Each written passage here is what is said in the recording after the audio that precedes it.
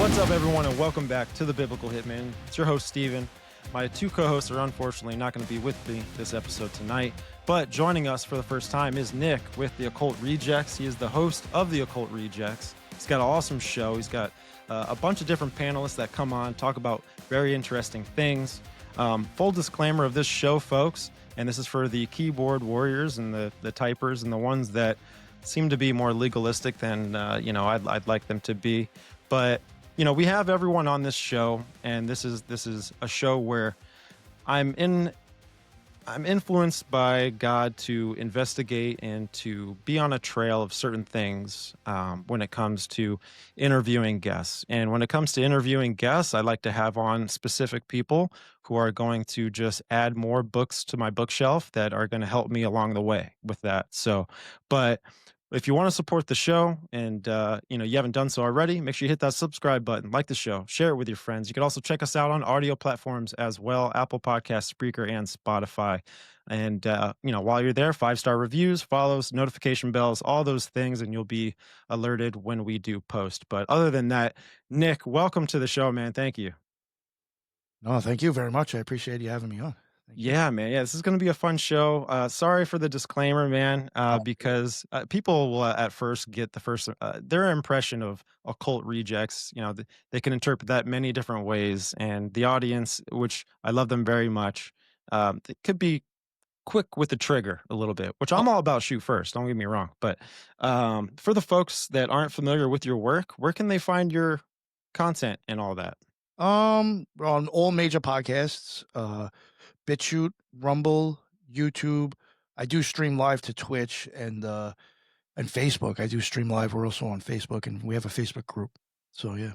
Okay, awesome, man. Awesome. So yeah, Rumble, if I mentioned that, I might have forgot. Yeah. Rumble seems to be one of those platforms that I may be kind of needing to create a channel on as well, because that one is kind of worth it. Is it? Yeah, okay. BitChute is a little. You can only load a 2 gig video, so you got to compress everything. It's just, really? Yeah, Rumble will take like up to 15, I think, or 20. So it's like okay, that's not too bad, man. So real quick, man, your show, the Occult Rejects. I've enjoyed. I'm new to your show. I've enjoyed many of the different kinds of topics. Huh? I said I'm new to yours. It's okay. Yeah. I think when I first joined in, which you've worked with a few friends of mine, Bennett with Broadcasting Seeds and Doc Brown with Prometheus Lens podcast, which I've seen both of them on your show, and some interesting topics. I know Doc got on your show, talked about the elongated skulls, the Paracas skulls, and stuff like that. And when Bennett was on your show, I think you guys were getting into pyramids, what they may have been used for. Oh yeah.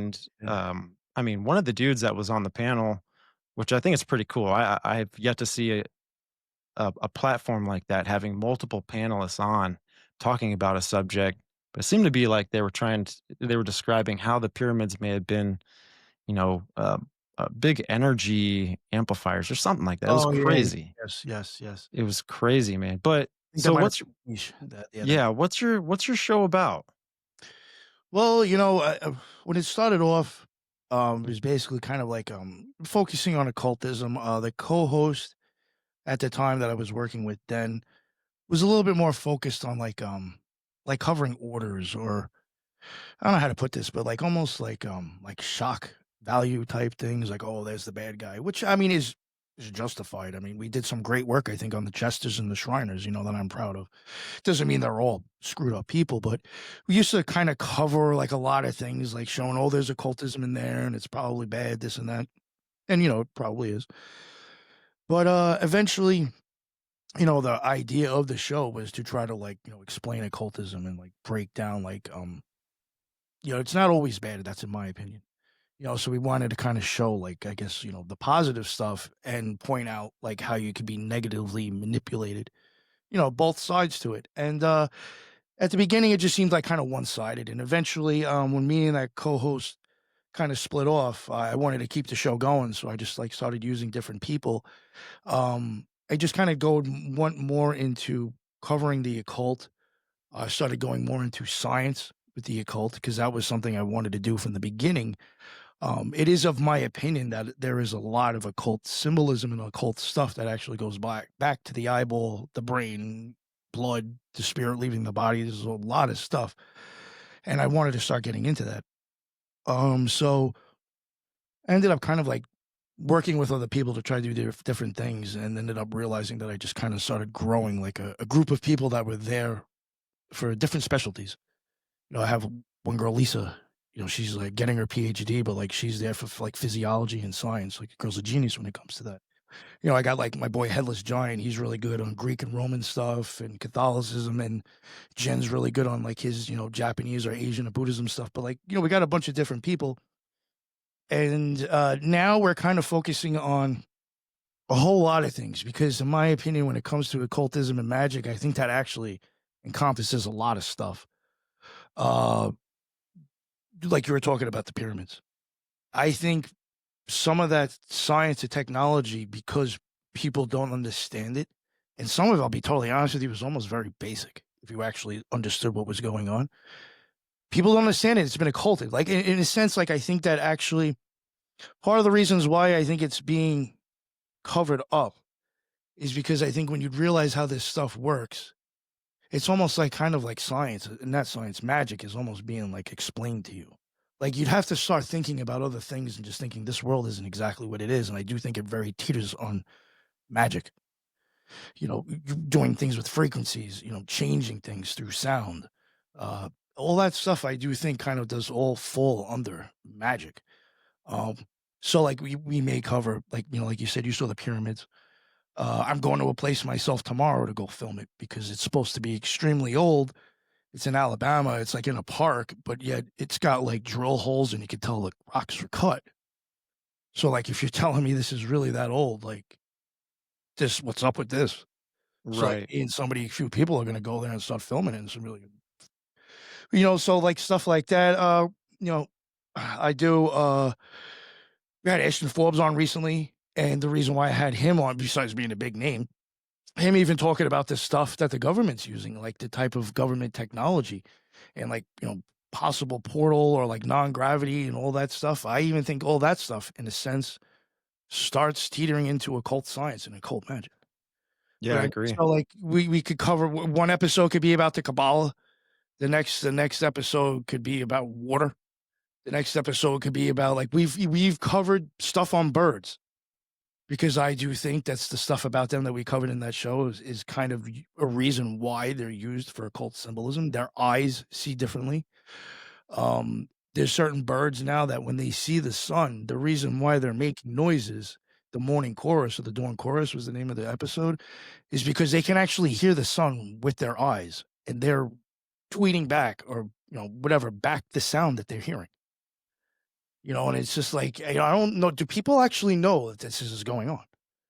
You know what I'm saying? It's like weird science, and like just things with birds see differently, see more than humans do.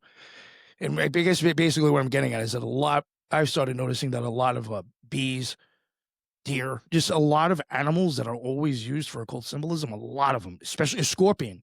You may not know, the whole shell of a scorpion is retina. The whole body sees. Something is up with why, when you have these things with special eyes, they seem to be the common things that are always popping up to being used in occult symbolism. So like, that's why we even covered weird stuff about birds. But I mean, like we jump all over the place. Tarot one week, then we could have true crime that's covering an occult. And then that would be the way of showing you, like, this is how people get manipulated. This is how, sick people, that's why I would cover that. Just as a reminder, there's sick people out there using magic to manipulate people. Right, right. And so, I mean, my knowledge of things pertaining to the occult, and it's based off of pretty much certain books that I've read, either by Tom Horn, Gary Wayne, Oh, nice. Isaac Weishaupt. They've referenced a lot of occultists, right? I would say renowned occultists, where Ilana Blavatsky, Alice Bailey, Crowley, Jack Parsons, on and on and on, right? Like these are like the major leaguers, and it The seems to funny be thing that. is that it was sorry to interrupt you, but Yeah, you go. they are like you would consider them like almost like Neo, like they're so new, and it's like nobody looks before them. And if you started looking at the people before them, you'd see that they completely ripped them off. It's just like the wildest thing, because like even though those people are already dead, it's like those are like Those are just the last famous names of the last hundreds of thousands of years of magicians that came before them. Hmm. You know what I'm saying? It's just, people, if you look before Crowley and before Parsons at other alchemists, you'll see exactly where a lot of their work came from, in my opinion. Yeah, and especially too, right? Like looking back in history, when you see the Egyptian Empire, Romans, Greeks, uh, Mesopotamians, on and on and on, that it seemed to be that magic or occult practices was a part of the elite's lifestyle or something like that. Or at least I would say that because of the mystery schools and the way that they keep these things in secrecy, that the only ones that really knew how to practice these certain things were to be like the elites back in the day, They at right? least And would so, pay people to actually, they would be a patron. And they'd hire occultists and pay them and be like, yeah, I want to try to do this and that, figure it out. Like, they literally would do that back then. well, almost like paying a fortune teller, right? In a way Yeah. to, hey, get this done for me or help me out with this. Yeah, the people with that kind of secret scientific knowledge or whatever, because I think there is a science behind it. And again, I don't advocate for practicing these certain things because at least from what I know biblically, that it seems to be there could be a lot of deceiving entities that are behind these certain things and rule in like these dark rulers within or behind the curtain, if that makes any sense. Well, and I think it plays along with what you were saying, where Crowley and all these guys, they seem to rip off, or tarnish what maybe people before them were doing that were involved with magic or whatever. And it seemed like they were more sinister with their plans. Even if you start looking at the people that they ripped off in their work, they were very open about what they were trying to do. You start looking at these newer ones, and it's all either ciphered or it's just like you can't even. It's not even being handed to you for you to understand the way it's supposed to be understood. Right. Are you I familiar mean, it's with in a way that you do something horrible instead of something good. right. So from what I've read, at least from Isaac Weissaup's UFOs, Aliens, and the Occult, this is a book he wrote, but in there he talks about the Kabbalah, but then he also talks about the Doth, right? Daath, or I forget the Clippeth The or clip off, yeah, the clip off. Clipoth, right? Okay, so tell me a little bit about those two distinctions. Well, the clip off supposed to be like the negative tree. You have the tree of life, the Kabbalistic tree of life. Doth is like a newer, it's kind of a newer sphere on there. It normally originally had 10. Doth is the 11th. And it's in like a kind of right below the supernal triad, the first three on the top. Uh, my opinion, that's added there because that's the understanding of both sides now. That one doesn't apply until you cross the abyss and come back, in my opinion. Um, but the clip off is just a reflection. I'm not even really huge into the clip off because I think people it's misunderstood and people like take it the wrong way and get lost when they're not supposed to be like really. A lot of people I think end up putting more chains on than removing them. That's just my opinion. Um, the clip off is more of kind of like the negative side of the tree that shows you like all like I guess the demonic aspect or like that's how people would put it. My opinion, it's just like what part of your brain makes you a piece of shit. Um, and you're supposed to, contrary to popular belief, you're supposed to like destroy these things and become free. Most people think, I guess, when they hear the clip off, you're just automatically invoking demons to go ass rape someone. I don't know. But from how I know that it's supposed to be used, you're supposed to render your demons and destroy them so you can have an experience with God. That is kind of the clip off is like showing you like the negative aspects that you could use and like that is associated with it to kind of give you, they use characters that have personalities to kind of give you an idea of what you're dealing with. Gotcha. I Almost mean, like a title maybe or something? yeah. Or it's tell you the truth. Or a This is uniform. crazy. It's like a uniform. Yeah, that or it's like tell you again, like I just said, it's gonna sound crazy. It'd be the same thing as a radio station. It's a frequency that you're giving a name to, in my opinion. Either this is Z100 or this is K Rock. You know what I'm saying? It's just you're just trying to give a description to something that's Mhm. a little different. Yeah, a lot of, in my opinion, like again, a lot of people, if they're using the clip off, you're supposed to be using it to do shadow work, which is supposed to like, work on yourself to become a better person, try to figure out like what gets you fearful and angry and try to work on that stuff.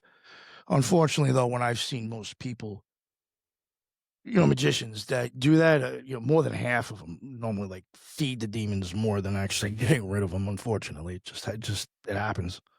Yeah. So when there it seems to be too something with the occult. It seems to be like there's this duality to it. What do you think this duality is, or why does it exist? Uh, my opinion, I think the duality, when it comes down to magic, and this is just my opinion, and it all goes back to really, you could boil it down to electricity and magnetism.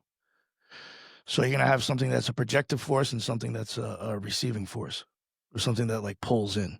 Okay, so something similar to like a Yeah. yin and a yang. Yes, yes, very much. Or yeah, or like even a pendulum. It's got to swing back the other way at some point. Another direction, Gotcha, back or forth. gotcha. And it's like when I think of these things too, right? Like just as a Christian, I think of the Garden of Eden. I think about the tree of the knowledge of good and evil, because that's the only thing that I see, at least in the beginning when things kind of got somehow jacked up, that there was this tree of duality that is the one who's guilty of, you know, causing man to fall, right? In this idea. And that person in the Bible is the serpent, right? But then there's multiple titles. We don't really know exactly like the name, Satan, Lucifer, the devil, but what are your thoughts with, Lucifer and his involvement with, the occult? Is this just a fictitious thing that people make up, or I think it's again, it's like a name given to an experience or something that's happening. My opinion, this might sound harsh, a little brash, but I think as long as you have your eyes open and you're in love with the world that you're in, you're under Lucifer's control. If oh you're in love wow. with something besides having an experience with God, you're in Lucifer's control. He's giving you bling bling stuff to fall in love with and forget about God. Right, right. I mean, it seems to be a characteristic, right? That he has, that he in some way, shape, or form, and I think that's why a lot of these at least the bloodlines, and I don't know if you dug too deep into this, but the bloodlines, as far as these elites, these families, apparently there's like this black nobility that may be running and controlling everything as far as that, and the fact that they they have everything that they've ever wanted of the world, right? What do you think like they're getting in return? I think some of them are just megalomaniacs. Uh, Yeah. I Because you also, can't deny, right, like that these yeah, people are I think if you're just occult bored, believers maybe, right? But I think maybe some the people though that might have the money and the time are just like, I could just be an asshole and get away with it and do it. Like it could just be true. that's. But I mean, I there's a couple of reasons. Sometimes I do think like some of them that are in the know might like think there's like certain like not to sound like some doomsday cult, but maybe there's like certain things that they think may happen in the future, and they want to make sure they're prepared or to try to like maybe like let's say there's a possibility because like I'm not saying this is real, which this is an example. I can't remember what two planets it was so far, but two planets have flipped already. The Mm. poles have flipped. If the next one flips, I mean, I hate to say it, but we're probably all gonna flip and we're gonna die. If Mars eventually does it, then we're just gonna sit here and wait. Like, when is it happening to us? But like, are there people who think that they can somehow survive that? Or is there some people that might want to build technology thinking they can stop the pole from shifting? So Interesting. And I yeah. think too, that's funny you bring that up because I Or just remember, any situation. yeah, and I think it's called what, the Adam and Eve project or something like that, or something like that. I think it was Jeremy Corsetti was talking about it on Joe Rogan's show, where there's this concept of the poles flipping, and with you bringing up the fact that it could be like this, where it would be this cataclysm.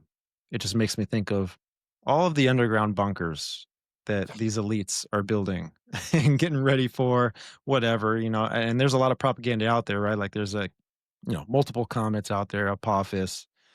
There's Apophis, Rex, like even names that are used in the occult. It's very Atlas as well. I think Atlas is one of the newer ones as well.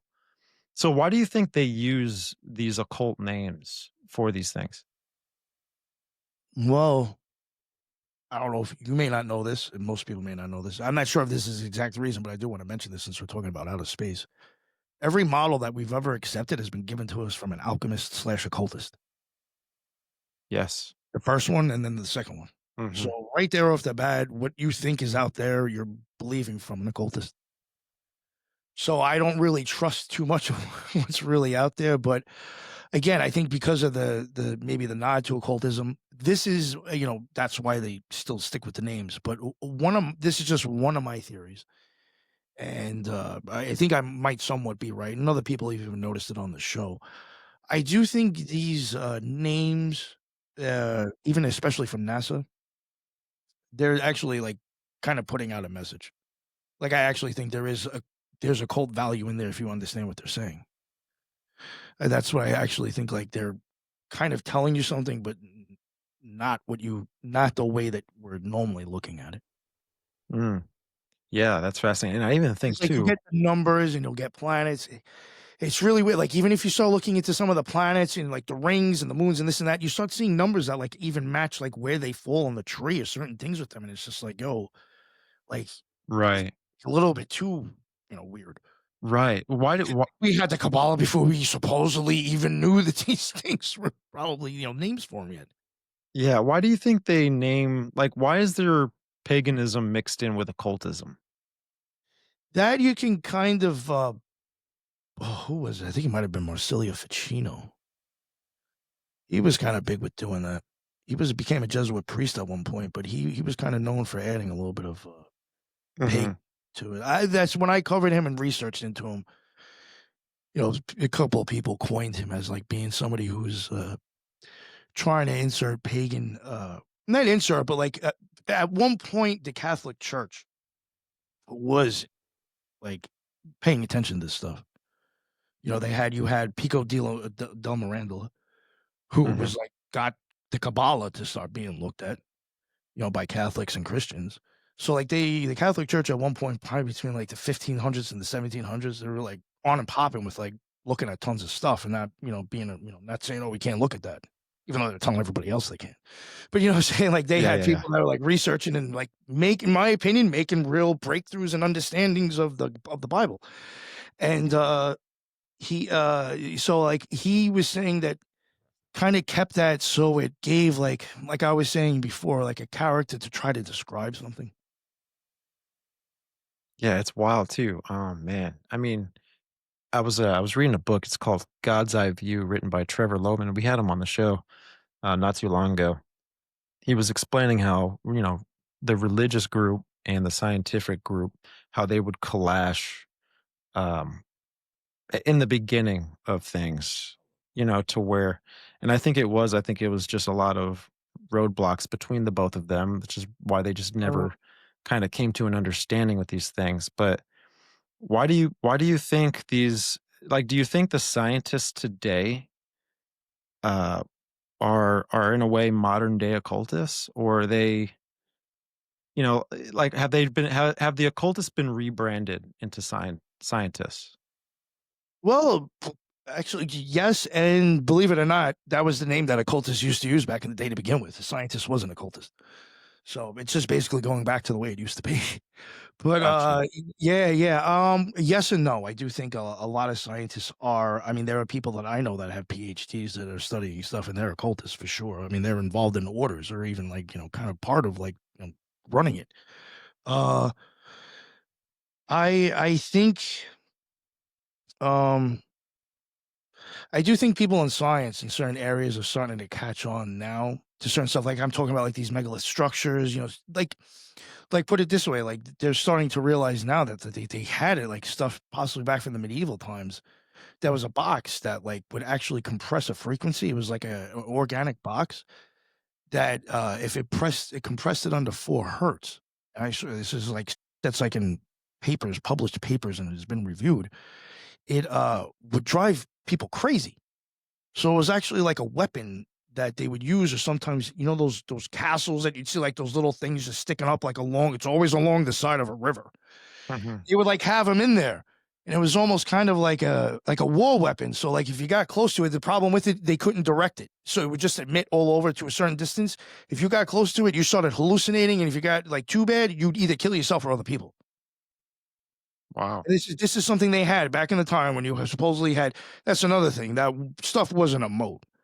These things are power generators, and that's what that water is. I mean, they're literally even starting to find that out too. That now all these castles, all these things that we thought was all for this and that, no, these things are generating energy. And like, I'm not making that up. Like, they're all starting to notice that. Do you think it was like simple back then, but more advanced? Yes, yes, for sure. Gotcha. You would have gave them an iPhone back then, they would have everything up and probably did nothing. You know what I'm Sure. saying? Like, Yeah. Yeah. they would have found out what porn was, and nothing would have got built. Exactly. And what's crazy too, because and I don't know if you believe in the flood narrative or whatever, but ancient cultures, they've talked about it, the Bible talks about it. I believe in the antediluvian epoch times where this was an advanced civilization, that this was, people that were very heavily involved in the occult, right? Or the seven sciences, and that civilization was in this golden age at some period, and I wanted to ask you this. Do you think these things were taught to us, or was it just a part of learning for the human, like in the human experience? Like was it taught to us by, fallen angels or Oh, extraterrestrials? magic? You mean magic and occultism? Or Yeah. I think this may sound crazy, but I think if somebody was to have an experience of death and not maybe actually like come back, you're gonna understand. You're gonna know anyway. Mhm. Because well, I guess long story short, it's just gonna sound crazy. I'm not saying I'm Jesus, and there's plenty of other people that have had this experience besides me, and don't say that. But my opinion, if you were gonna have a magical experience, you're actually committing suicide. You're gonna have to die and leave your body because God ain't coming to me. I got to go to Him. I can't do it in the flesh. I got to do it in the Mhm. spirit. So the experience of death, he'll definitely talk to the man at some point, or at least he'll talk to you. And when you Right. come Right. back, you will have the same understanding that I think all these other people have. Because Interesting. it's gonna sound crazy, but like when you open up your eyes, you're gonna know stuff you never knew before. Sure. Yeah. Yeah, man. And it's I think too what happens when people have those NDEs, right? Like those near death experiences, like they Some of them, there's it drastically changes them for the rest of their life. oh, I agree entirely. And I Yeah. think that it almost has like a similar effect to how maybe psychedelics are being used Yes, like at a yeah. at a therapeutic level Yeah, it's today. like kind of like crawling the thin ice and not breaking and completely going through. Yeah, I see what you're saying. With like the I do think with the hallucinogenics of certain drugs, it does kind of get you close to like the thinning of the veil. Yeah, very much. Mhm.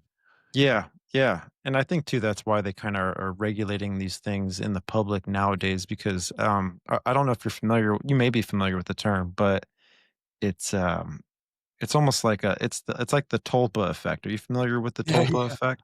yeah. Right? The ancient Tibetan, was it Buddhism? I believe it is. I see that today. I see that especially being especially when you mix psychedelics at a recreational level with other drugs, right? It could even just be other drugs that were illegal, but now they're becoming more legal. That you mix that with propaganda, and now you might get like the ultimate Tulpa effect. It just depends on what like the propaganda is. Like for example, like UFOs, right? Well, I'll use this example, like the Slender Man, right? Like the Slender Man came out in 2009. This is when it was circulating around the internet, and it was a term being pushed into the public a lot more. And because it was being frequently talked about, people were having the ideas of it, which then the ideas became beliefs, and then the beliefs became manifested, and people were actually having this contact with this entity called the Slender Man, right? And even two girls. I think from 2 different areas. They Was some actually people get killed over that? Yeah, yeah, yeah. They stabbed I forget who they Horrible stabbed story, yeah. 19 times, which 19 too, I think is an occult number, but that's interesting Yeah, just to yeah, say the least, that is a big one that's been popping up a lot lately. right? And I even think with numerology that's AI, right? So A being number 1, I being the ninth letter. Um, but I found that interesting that even another girl, which who had an encounter with the Slender Man, she was told by the Slender Man to burn down her house with her family in it, and she'll be rewarded all of these Oh, I gifts. heard that one too. That's I forgot. crazy, bro. Yeah. So so Oh, with that concept, what do you think's going on here? uh, I mean, I don't know how to even answer this. I do have stuff I want to. It could be so many different things. In some way, I do think certain. I'm just gonna be honest. Certain Yeah. sexual identities that people are grasping onto is just because the Tavistock Institute or somebody came up with a name and an idea and said, "Here, have at it. Is that going to be you or not?" Uh, and then people will just choose or they'll ignore it or whatever. So, like, I think things are literally constructed and made up. Just this is almost a very Lucifer thing to do, kind of in a sense. You're just going to give somebody an option now of something to claim, another name to throw onto you, just to whatever. Um, so I think that stuff's done on purpose. Now, I'm not saying that like this happened because of that, but like maybe like something like that, or could like this be some sort of energy attached to it to where somehow like affected a more impressionable person. Like I wouldn't necessarily say it was like done on purpose. It could be, but sometimes I do wonder if there is just like some sort of code of frequency to bad things happening. And the reason why I even bring that up is there's been a few times where we have covered true crime on the show, and I have run like gematria. I'm big on gematria, and you start getting a lot of the same matches, and it's not always like actually bringing up like horrible bad like names or things, but it's just like you just start seeing like the like I met when we covered the oh my god, the Craigslist killer, the guy who was killing the prostitutes. I can't remember. I forgot. Um, Gilgo Beach Killer. We covered him. We did a lot of gematria on his stuff, and like you would get things that were like even matching other phrases that was popular at the time too. Like they were like I remember at the time we were looking at it, there's always something going on with Like, would Trump. these be like But spells? well, I'm wondering, is it like either yes, that I think sometimes I do actually think one, especially when it's like something like Mar-a-Lago, Mar-a-Lago, Mar-a-Lago, hearing that on the TV over and over again, and then seeing something else it equates to, in gematria or numerical value, same thing. You're just saying it in a different way, but it's the same energetic value. So sometimes I do think that yes, they will pull certain phrases. That's the thing what I'm getting at too. Like even with this, when we're looking into the true crime, you would see like a lot of the same like numbers again, just matching certain things, and it was like almost something that's popular, and it's just like, yo, is this like some like thing of energy that's just like this is what you get when you get hit with this frequency or something. I don't know. Well, it sounds like it's almost a trademark. Like Yeah, it's, yeah, yeah, yeah. And like it's it's like a brand left behind something that's actually manipulating or I don't know, man. It's a part of I know a this lot of other people don't like getting into the numbers stuff, but there is some value into it. Because I'll Yeah. even say this: the people that that you're probably thinking doing horrible stuff, they use that stuff, so it exists. I hate to say it, you know what I'm saying? It definitely exists. I mean, orders have their own ciphers. I mean, that's another thing too. I mean, the Golden Dawn has their own cipher. I think the Masons have their own. They just have the Pigpen cipher. The OTO, Crowley puts a cipher inside the Book of the Law. So I mean, these Yeah, I things was I was exist. digging into Alan Greenfield's book, Yeah, the probably cipher. The Cipher of the UFO Oh, Knots, yeah, yeah, yeah. and people, again, they're like, "What book is that?" They'll look it up and they'll be like, "Oh, an occultist wrote that. Well, you're a Christian. Why are you reading that?" Well, again, like I'm investigating these things Yeah. because deep down in my beliefs, I feel like there's there's these forces that are responsible for a lot of these things. And like we were talking about before with the trademark, it's like a calling card. Yeah. It's like when the Joker comes in and he robs a bank, he leaves the Joker card, Yeah, yeah, right? yeah. And when you're ciphering these things, which I'm not equipped in, or knowledgeable of gematria or numerology, but when you do kind of break these things down with those tools, it seems to write a letter, right? It's almost like it lets you know maybe there's something to this, right? Then you dig deeper into it, um, and maybe there are these entities that may be behind these Oh, like things. Maybe egregores. Sometimes I think, yeah, something almost like an egregore, yeah. yeah, right, It's right. kind of like its own just like like, it's just like I hate using frequency, but some sort of like thing that has the energy to it that just when it gets into somebody, it just makes them do that type of weird, horrible stuff. So you Like, when I you're would when you're say like BLM. You remember when BLM was going on with the George Floyd stuff? right, right, right, I feel exactly. like that was an egregore. Exactly. So for the audience too, egregore, it's kind of like similar to how we have Christmas and all of these holidays, right? Alright, Throughout man. the year, it's where everyone kind of just ritualistically, they all kind of get together. They don't know why they're doing it. They don't know how it got here. They're not questioning anything in the reality. They're just partaking in certain things. But it's crazy, man. So real quick, I wanted to circle back around. You talked about Oh, Kabbalah. real Yeah, yeah, quick. yeah, absolutely. Yeah, go ahead. This was almost kind of an answer to, I kind of went off in a different way, but I did want to bring this up. When you mentioned something about like the science or like, I guess kind of being hidden to like not showing it or not letting it come out. Something I just do want to mention is because we've covered it on the show and I didn't even know until Lisa brought it up for the show. Um, Maxwell's father, he basically for a long time controlled the medical, I mean, the science field with like, if you published any papers, odds are he was the one, he owned the company that did it. So that meant he controlled what papers got published. Hmm. He did that for a while. No lie, if people were to go look into that, you'd realize that that family actually probably ran the last 20 years of how we were disseminated information in the scientific community.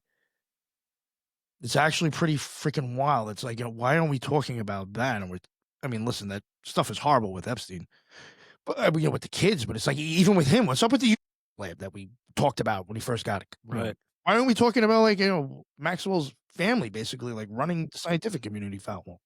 Oh yeah, Yeah, dude. it's like these things are much more devastating. Oh yeah. Oh yeah. And that stuff with the Epstein, we had on Oh, the file doesn't exist. It does exist. That's another whole crazy what's going on here. oh, I know. I know. And what's so funny is, Epstein wasn't just only involved in blackmail and that kind of whole ordeal, right? But I think he was and we had on Brad Binkley in the propaganda report, he talks about where Epstein was involved in funding a lot of operations. And then when you dig into Oh, those she's in operations, AI as well. oh, AI, oh yeah, dude. Peter And Thiel, he was in bed with Peter Thiel. exactly, Peter Thiel, right? I can't wait to get into that with your panel because that's crazy. Him and Alex Karp, they're just like these Lord of the Ring nerds, but um, because they name everything, after the Lord of the Ring is kind of saga and stuff. But Yeah, yeah, that's right, yeah. yeah, they name they Forgot about that, well, yeah. it's a symbol. It's almost like it gives like personification to a lot of these ideas of what they are trying to do with the AI. I mean, because when you look at it in the movie, you can see what the Palantir was actually used for. It's used for military strategy. That's it. Here in Israel. Oh, yeah. Yeah, Big man. in Israel. It's I honestly, I think he's the new Iron Dome that they use. oh, dude, they're So I setting up was like, I guess it didn't work too well for the guy with the lawnmower strapped on his back. With the He's got a pillowcase flying in. I was Oh, like, "Yo, man. this is what started, possible World War III. A guy with the towel and a propeller on his back. Really?" Right, right. Golly, man. Jeez. It's all crazy, man. Oh, man, dude. The artificial intelligence so I tell you what, let's just kinda let's get into that, like, artificial intelligence and the fact that there's a possibility for ASI, right? Artificial super intelligence. And then right after that, AGI, artificial. I'm sorry, it's AGI first, then ASI, artificial general intelligence, and then artificial super intelligence. What comes after that, I feel, is called what's known as singularity. And singularity, how I put it, is in a way to where it's like my kid, right? My kid's 2 years old. I have to nurture my kid. I have to feed my kid. I have to do all these things until they're old enough to where they can do it themselves. And that's how I kind of wrap this idea of singularity with AI. It's not conscious right now. Maybe at one point it'll seek a consciousness, but that's very similar to how one day my kid's gonna want to, leave the house. And once that idea happens, where my kid leaves the house, I have no more control over it at all. I can't even predict the outcomes, right? And so if that happens with artificial intelligence, you know, it's gonna be nuts, but what do you think are the connections with the occult and AI? Well, I definitely think there's something there.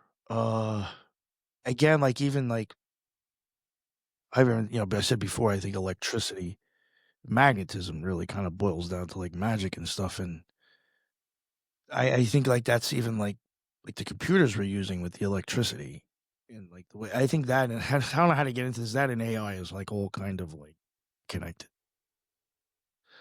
Like I do actually think like using electricity is messing with magic. That's Right, just, I right. So think so what we're using right here. I mean, Athanasius Kircher predicted back in the 1600s. He says, some point in the future, between crystals and light, we'll be able to project spirits of demons. If you think about how our optimal cable works, it's just light getting shined, and then these crystals glow in front of us or on our iPhone. I mean, the guy really wasn't too far off. right. Well, what was this guy's name? Athanasius Kircher. I think he might have been another Jesuit priest, though. Yeah, it seems like the Roman Catholic Church is filled with occultists, right? Yeah. Whatever. I'm like, oh, let me think of an occultist to cover. Oh, let me check the. I'm dead serious. Or like, I'll even go like, believe it or not, some of the weird stuff is, if you look at like the Gnostic saint lists from like the people that Crowley put on the OTO thing, like there's some people on there that you'd be like, what the fuck are they doing on here? From the Right, Catholic Church. right. For the people that don't know about the OTO, could you just kinda describe that for us? Yeah, the Ordo Templi Orientis. It was the order that was eventually handed over to Aleister Crowley. I'm sure everybody knows who he is, the big bad beast. Yeah, they gave it to him. Supposedly, this is even the story, if it's even truthful. In my opinion, I do think he was, a double agent, or at least he was intelligence for at least one country, I'm sure. So, like, I don't even know how much to believe about the guy in general, or his stories. But supposedly, it was handed over to him. It was a Masonic order originally. It was like sometimes they have inner orders, whereas like they'll have like another order that's kind of like associated. They like if you're a Mason, you automatically came in and you might have went to a different degree if you were a certain degree in the Freemasons. Like let's say you're like 12th degree in the Freemasons, may not start off at first or zero in the OTO. You might start off at like third or something. So it was set up like that. When Crowley took it over, he ended all that. He changed and took out most of the initiations. I think there was like 33, and he dropped them down to like 13 or something like that. Now, why did sorry, I don't mean to cut you off. I don't want you to forget your Oh, thought. why did they give it to him? Yeah, well, what makes it's kinda Yeah, like yeah. if This is like I mean, I don't know. I mean, maybe it's the truth, but to me, I was always just like, it sounds like just it sounds too easy for people who like I want to believe and I like do going. they feel like maybe there's a certain characteristic of adept in them, maybe? Like, to where it's like when, it's like I compare this with Star Wars, because Star Wars to me is about the occult, but it's where Qui-Gon Jinn, senses that Anakin is the chosen one.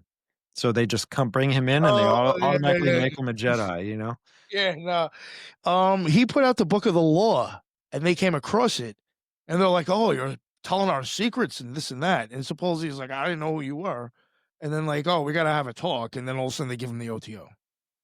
Interesting. Yeah, I mean, maybe they went it that way, maybe it didn't. I don't know. He Mhm. even had the Astrum Argentum, and it's like kind of known that that was not his either. It was around way before him. Yeah. So, And so the OTO, where's that out of? well, I mean, it's all over the Oh, it's United global, States. right? It's okay. Yeah, yeah, So it's yeah. very similar I to was like living in New York. Freemasonry. So No. Well, how Freemasons are all over the place, got temples all over oh the yeah, yeah, place. yeah. Okay. Freemason temples are much more common. I mean, the OTO may not even have something in every state, but they are throughout the country and in other countries as well. But like, I don't know if there's one in Alabama. I couldn't tell you, but Right. in New York and New Jersey and a few other states, definitely did. North Carolina, South Carolina, they have like stuff. Yeah. Mhm. But yeah, what was the question? Oh yeah, it's a little bit it's in the way it's not like Freemasonry though, I will say is like in Freemasonry, if you want to start getting into the occult stuff, you'll probably have to be there for a long time. You walk into the OTO, I mean, that's like what you're there for. I mean, Mhm. it's if it's not a Gnostic mass, which is a huge ritual like type of thing that you're watching. Well, you're watching, in my opinion, somebody cross the abyss and come back. You watch that. I mean, that's what like that's in your face right away. Or if it's a class, it's going to be in a class on something like to do with occultism or magic. So it's like if you go to the OTO, I mean, occultism is in your face right away. It's Yeah. not. The Martinists might be the same way. The Golden Dawn would be the same way, but definitely not the Freemasons. Now, since there's all these different groups of, occultists, right? Freemasons, Golden Dawn, OTO, what distinguishes them different from each other? Is it like a hierarchy? Chain of It's kind of command or like something? their own set of like probably beliefs of So it's like reality. denominations. Yeah, yeah, or it's like I mean, it's also very like it's teetering cult like. Well, one I will even say the OTO. Yeah, I forgot which degree is either the 7th or the 8th. I never made it that high, obviously. Uh, you're signing over your shit to them. So I mean, at that point, I mean, consider that a cult. But like, I think I forgot what was the question. I'm so sorry. No, just like what distinguishes them to be different from each other? Are they like denominations? Oh yeah, yeah. It's almost kind of like that. Like it's normally always has like some person who had an experience. It's like I mean, really no different than Mormonism with Joseph Smith. He had this experience with Angel Moroni, and now he has his own version of like his Bible and stuff. It's really like some of the orders sometimes are things that even start from like somebody who claimed to have had this magical experience, and this is what they think, blah blah blah, and people get into it like a cult almost. Mhm. I mean, a lot of stuff kind of does happen like that. Right, right. And so within these different kinds of orders of things, right? Like, are there I mean, those are also like newer, like you know what I'm saying, like that right? that perfect example, I guess, would kind of be like Temple of Set. Aquino started that like from how he sees things from his experiences. You know what I'm Mm, saying? Which, mhm. just it's more of like a newer thing. The Freemasons, I couldn't really tell you too much because I'm sure that goes back a lot farther. But just like newer orders and like kind of like the Golden Dawn and OTO. Since then, in my opinion, you do see a lot of stuff that is kind of very much based on one person's experience that like is highly known or famous in that area. Look at Blavatsky. She has theosophy, but I mean, people know who she is. You have So Crowley, you got Thelema, you got Parsons. I mean, that Thelema as well. I mean, even like Scientology goes back to L. Ron Hubbard, one dude's idea of what our reality is and how you're going to get saved. right, right. What do you think these players like Aleister Crowley, Jack Parsons, um, you know, Hubbard, what were their goals? What do you think? I think they were all trying to really mentally screw people. Masters of Deception. I think Crowley definitely. My opinion, I do think. I try not to try to see how I could say this. My opinion, there is certain things I guess that might be true about the idea of Nazis like nowadays. But my idea of that from the past, it's really more of magic to where it's like you're deceiving massive amounts of people with sound and video. Or things might be exaggerated or things might be taken out of context, but it's there to put massive fear into people. You know, I'll use one example without having to use World War II. I didn't have any side, and I don't care. But like with the Ukraine war, when it first started, most of the footage that we were getting from over there was coming from the Azov Battalion, and that was any news article. You could CNN, Fox, MSNBC. A lot of them were getting it from the Azov Battalion. They'll even say on the thing, supplied by Azov. Well, they also, rep a swastika. And I think a lot of the stuff that we were being supposedly told going on over there was a lot of. But like what I'm getting at is like, why is somebody who sports the Nazi swastika giving us the image of what's going on over there? That's something to be worried, because we're going to be deceived by whatever that TV or that video or that image is telling. Yeah. NASA, same thing. If it wasn't for Jack Parsons' breakthrough with rockets, we would never had an excuse to even get up to outer space. Right.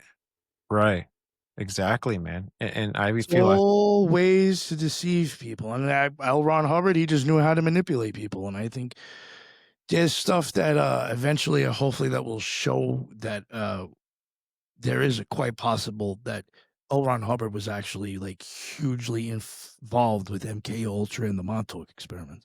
Oh yeah, absolutely, man. And I think too, a big part of their rituals, sex rituals, magic, whatever they were doing, especially doing these things in the desert.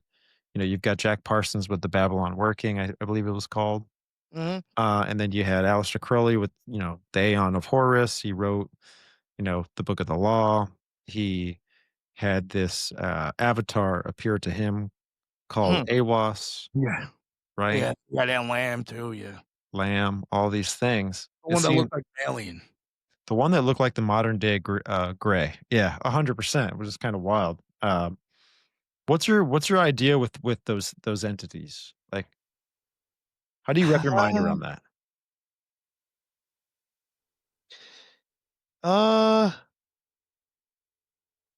I think, I don't know who he's contacting or what he's contacting. I'll just put it that way. But like before, when I told you that, like, all right, the Book of the Law was dictated to his girl Rose. So basically, channeled. I mean, think about it that way. There's another channeling, just like Joseph Smith and his Oliver Crowdery. Yeah, and he used women for all kinds of different things, right? Yeah. Like that guy took Smith's notes of like Moroni talking to him. So she's taking the notes from him. But I mean, it's basically like what I was going to get at. When I told you before that whenever I have a magical experience is when I open up my eyes, I like know different things. Well, it'll be to the extent to where it's like, unless like maybe I had a voice recorder, but I don't even know if I could say everything and typed at the same time. Maybe I could get every single thought down that I'm going to probably forget eventually, because so much is coming out.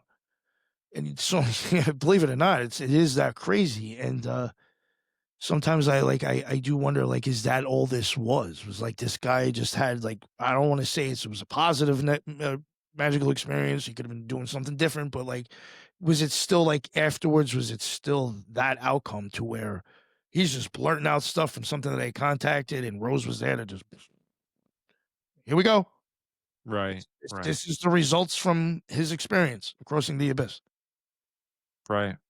And it's funny too, because I think he's even alluded to the fact that these things that were channeled to him were angels, and with how it influenced him and how it impacted him, right? Crowley, it made him write basically like a different kind of like gospel per se, right? Like, and I find it interesting too, just as a Christian, right? Like reading the scriptures, the New Testament, reading how, Paul's telling us that if there is anyone that comes to you, and again, he could be writing to people, past, present, future. It's kind of like how this verse plays out with me, where he's like, if anyone comes to you with a different gospel than the one that I've preached to you, even if it was given to you by an angel and it doesn't match up with the one that I'm talking about, he's like, imposter, or like, watch out for that. Be careful. But it kind of like plays into the idea of what was going on with Crowley. So you mentioned magic, and have you had any experience with magic? You've kind of alluded to that a little bit. Could you tell me some of your experience? Yeah, well, no, I do think I have crossed the abyss. I do think I have, in the I've come with conscious contact with God. Yes. Okay. So the abyss, what does that consist of? I've read about it a little bit. I've heard about it, but I don't know too much. Uh, Man, there's so much behind that. I mean, there's gonna be physical feelings. There might be visuals to all this, but basically, Because when I think of the I'm abyss, I think of like just a dark losing. pit. Oh no. Okay. Believe it or not, this is gonna sound weird, and it's another reason why I even brought up NASA before too. But like a lot of not before I cross over to the abyss, I do have certain visuals that happen all the time. But like when I do cross the abyss, it is almost kind of like, I was gonna sound crazy. It does look like you're kind of like out in outer space. Like your astral. Well, yeah, like you're just like you're out there. And there's like blackness, but then there's also just like all this. Like you're when you go into the, from my experience, when I've crossed over to the abyss, it is basically leaving form and basically leaving self identity and just seeing yourself in an experience. You feel like you're actually getting stretched out, like, and you don't have your body. It's just as if you're. I used to joke around and say almost like the orphanum, where it's just like you're just like just looking at everything. You're not actually like there. And Is it like in the movie Get Out? I never watched the whole thing, so I couldn't tell you. Okay, because it's the movie Get Out basically kind of. I'm sure you know what the movie's about a little bit, but it's like where you know these this family that was a cult family. They were doing rituals on specifically black people because of their genetics, and they were detaching their consciousness through frequencies, and they would get put into this, like, I forget what it's called in the movie, but you're in this unknown like area. You're just floating and you're falling from a hole, like a light at the end of the tunnel. And Yo, that is crazy. that is your perception still of like your optics, right? But you're falling into like this abyss, kind of this idea of an abyss, That's right?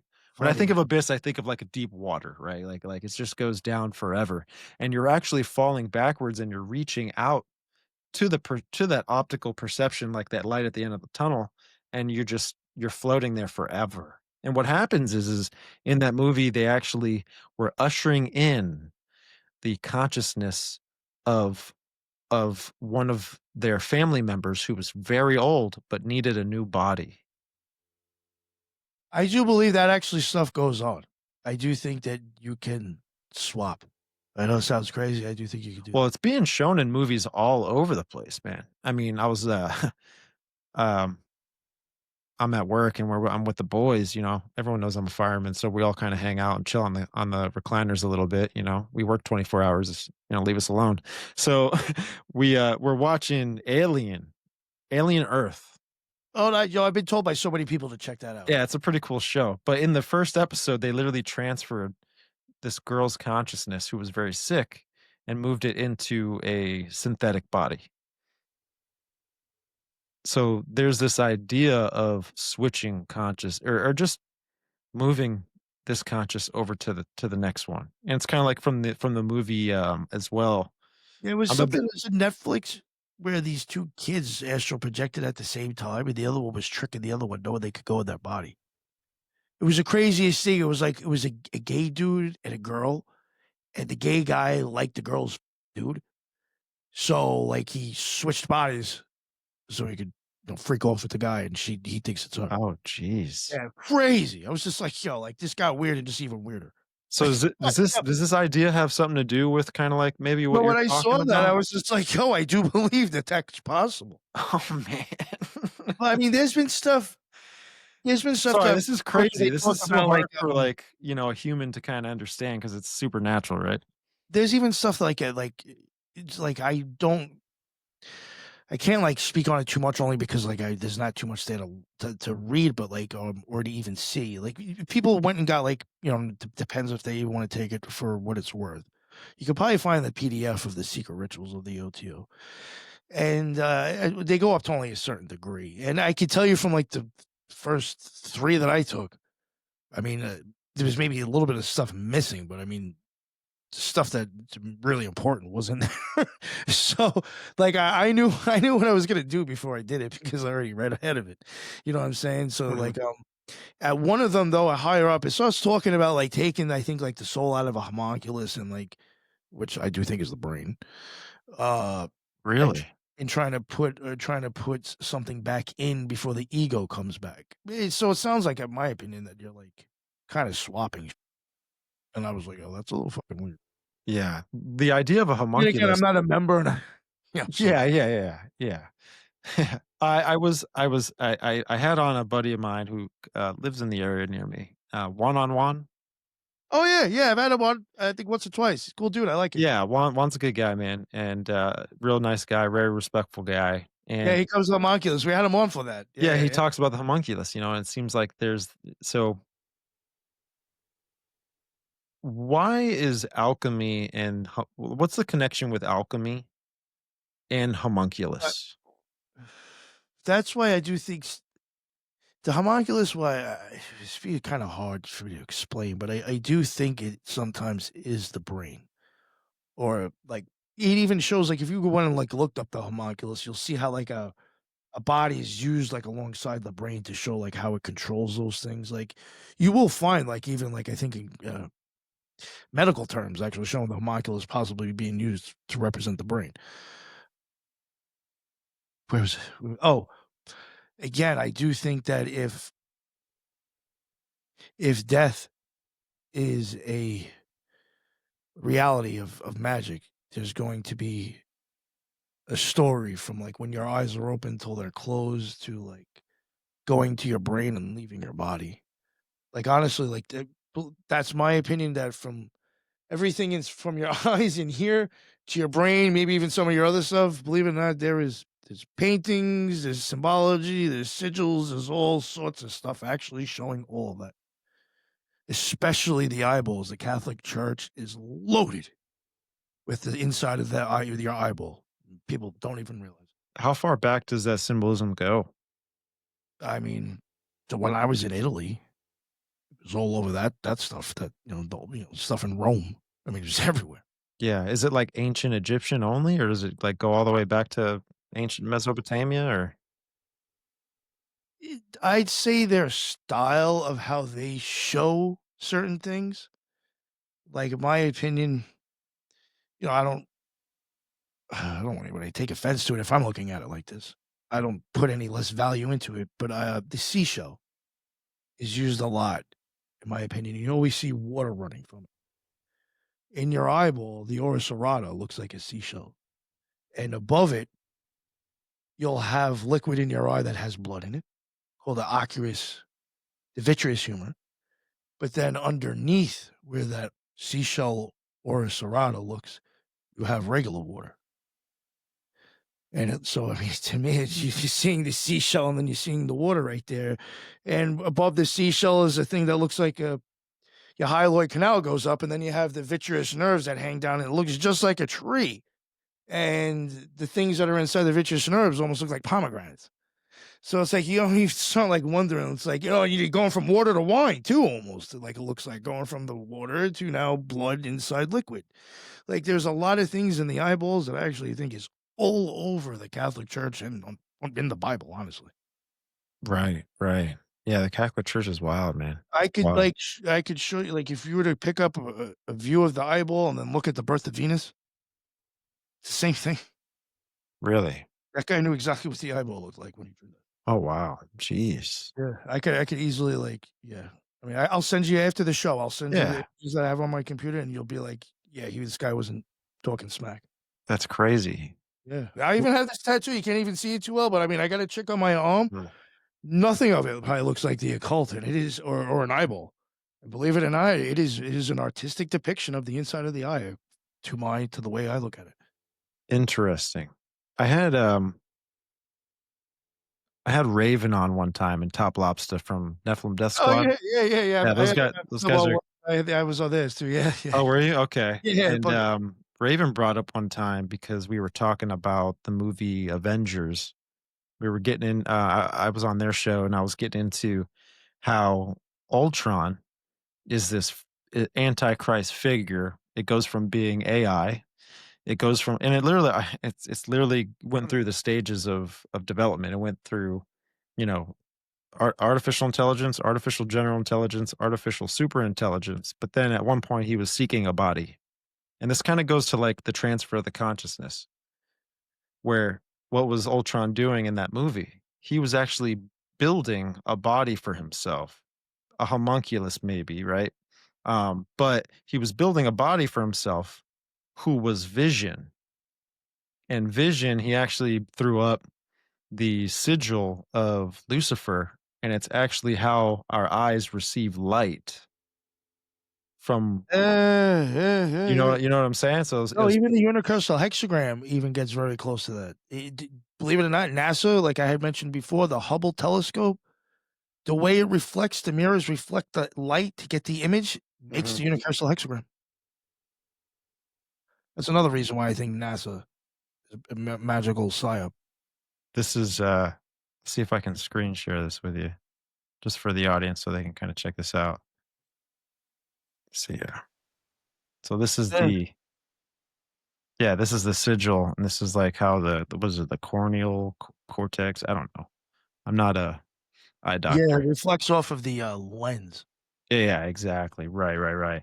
And it was funny how the the body he was creating was called Vision. So I found that interesting.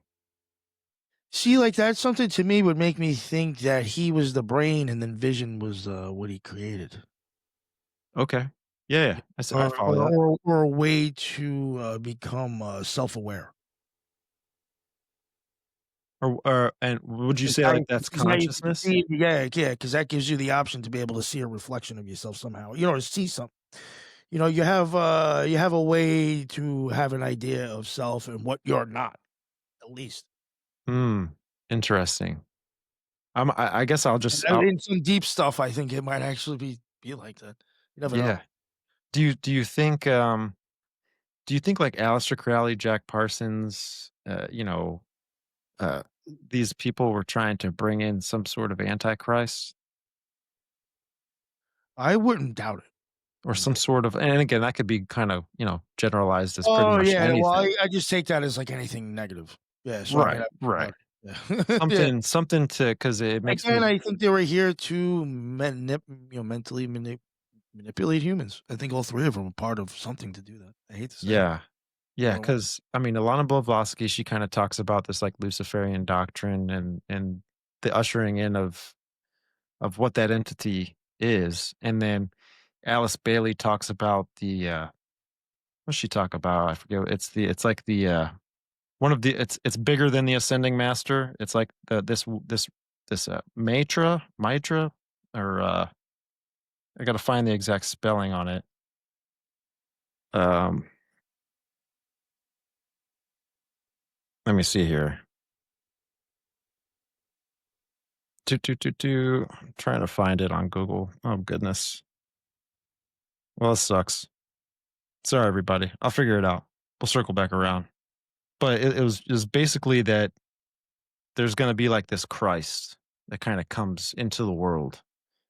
Biblically, we view that as like the Antichrist because we believe the Christ already came. And so, I guess I'll just pick your brain on this. Like, do you think the occult is still working on that through rituals or whatever it is to bring in this? I don't know, this idea of a world ruler, I guess. oh, yeah. Yeah, I mean, I would say they're all part of, like, kind of like where how we've gotten to where we are today.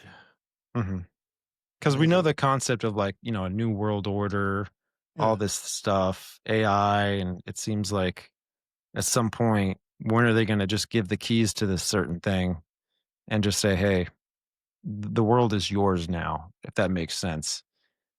Who knows what entity it'll consist of, or, I mean, I've got my beliefs, but it seems like, at least from my research, that they're really pushing hard with this through certain rituals. Again, I'm not an expert on the rituals, but it seems to be like these rituals can do really supernatural things, almost like unlock doorways, Yeah, or again, like you create like an energetic field or something. You get a reaction. Yeah. Now, do you believe in like portals? Yeah, yeah, Okay. actually, yeah. Have you ever had any experiences with maybe, you know, Uh, doing that, or maybe someone that you knew that Believe it or not, the reason why I believe that more is because of people that I've actually purposely, but not purposely, personally met that are in the science, into science, and actually like maybe looking into that, and because of like just like certain like Ashton Forbes and other people that I I've was heard. gonna bring that up too. I was gonna be like, what does he talk about with Green too, I think was rather interesting. He was kind of presenting stuff like that at the Cosmic Summit too. okay. What was he Yeah, talk I what was he talking portal. about? He thinks that they have that type of technology. Basically, for me, I think portals. Why I think it's possible is because I do question if it's. I think I think a lot of times when they're trying to do like weird stuff, like even I wonder about CERN. Uh, I Mhm. do question if they're trying to take. This may sound crazy, like a one person's personal magical experience, whatever. I do believe there's some sort of. It's gonna sound crazy. I think it's like you're almost implode. It's like if your soul. It's hard to explain, but it feels like you go one way and then go sucked out the other way. So it's almost like kind of like how you would even see like a black hole even come to be. What happens at the end. It does actually feel like that. I know it sounds crazy. So sometimes I wonder if this technology and the stuff that they're making is trying to mass produce that one small little event that happens to a person when their soul leaves their body. If they're trying to take that and like mass produce it, and then that would possibly create portals, because I do think with magic, in a sense, you're kind of going like when you come back, you're back to the future. Like, I know it sounds like silly, but like you're kind of going back in time before the flesh, when you were a spirit, before you inhabited this body. So I do think, like in a sense, you can like play around. I think as Right, well. right. Now is this like something as far as like fourth dimension talk or Well, I think kind of going more into the spirit, which like I actually bet you like more on again. Like again, this is where I start like thinking that science and the occult starts to match. If you could technically, I can't explain it the best. This Ricardo guy's a genius. He's on part of the Occult Rejects team. He has his own stuff too. Institute of Philosophy. Uh, he even has like paperwork and everything from other people, not him. But it's been reviewed and all stuff, like it's taken to be possible, or it is possible. Just matching frequencies in certain ways, you can actually travel like from one place to the next without really having to do anything. As long as you link up with this like certain frequency, it'd be everything. Just be able to kind of almost go back and like back and forth through the whole thing. Hmm, Sounds crazy, but like it would just basically kind of like almost like walking through a portal. I interesting. mean, our government has technology to like make holograms like in the woods. So it's like, like if they could do that, like maybe they can make portals too. I don't know, like Right, right. Exactly.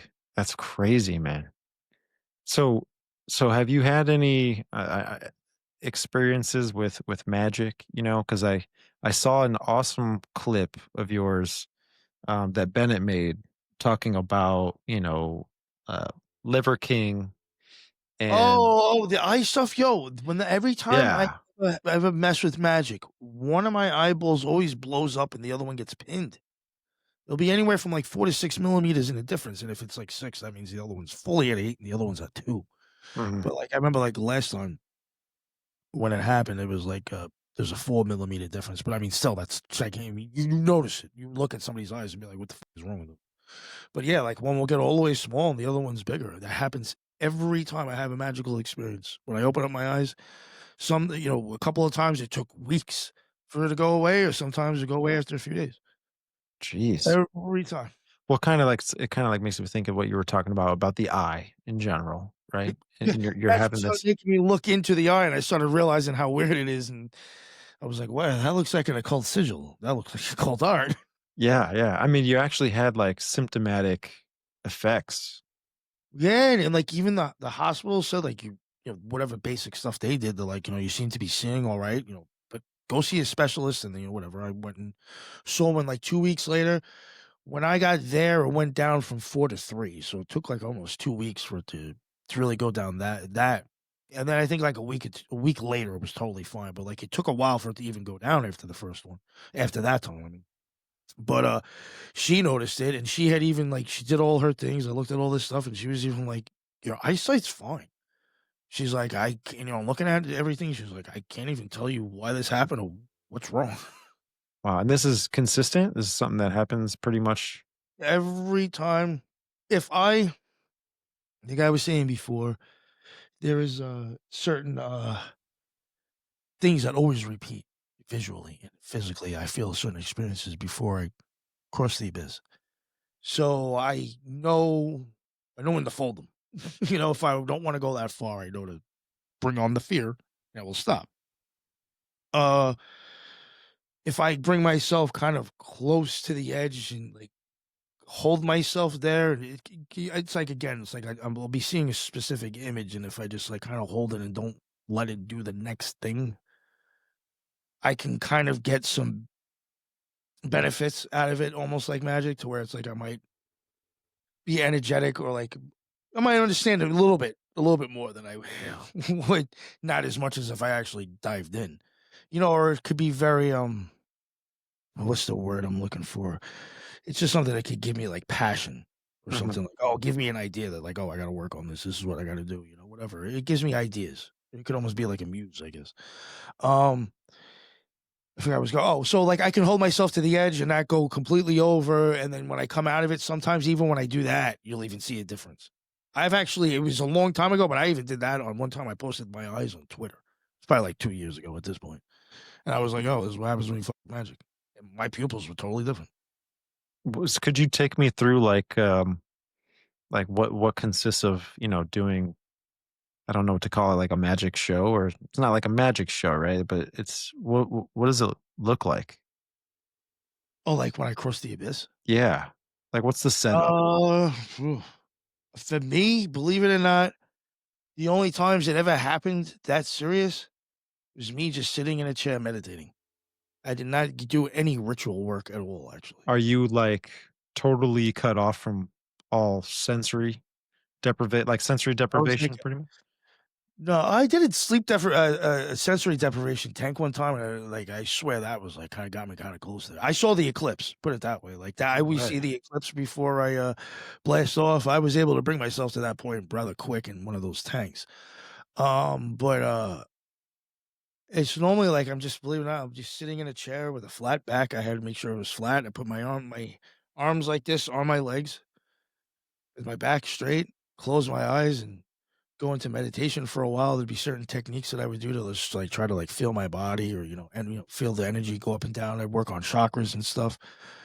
But at one point, I started noticing, like, if I was like, some people, I don't know if people listen to your show mess with chakras, but, like, some people will say that they can feel them, or it almost feels like a spinning ball. Um, And these are I swear I these points, right, throughout the body? Is yeah. this what the chakras are? Okay, Mhm.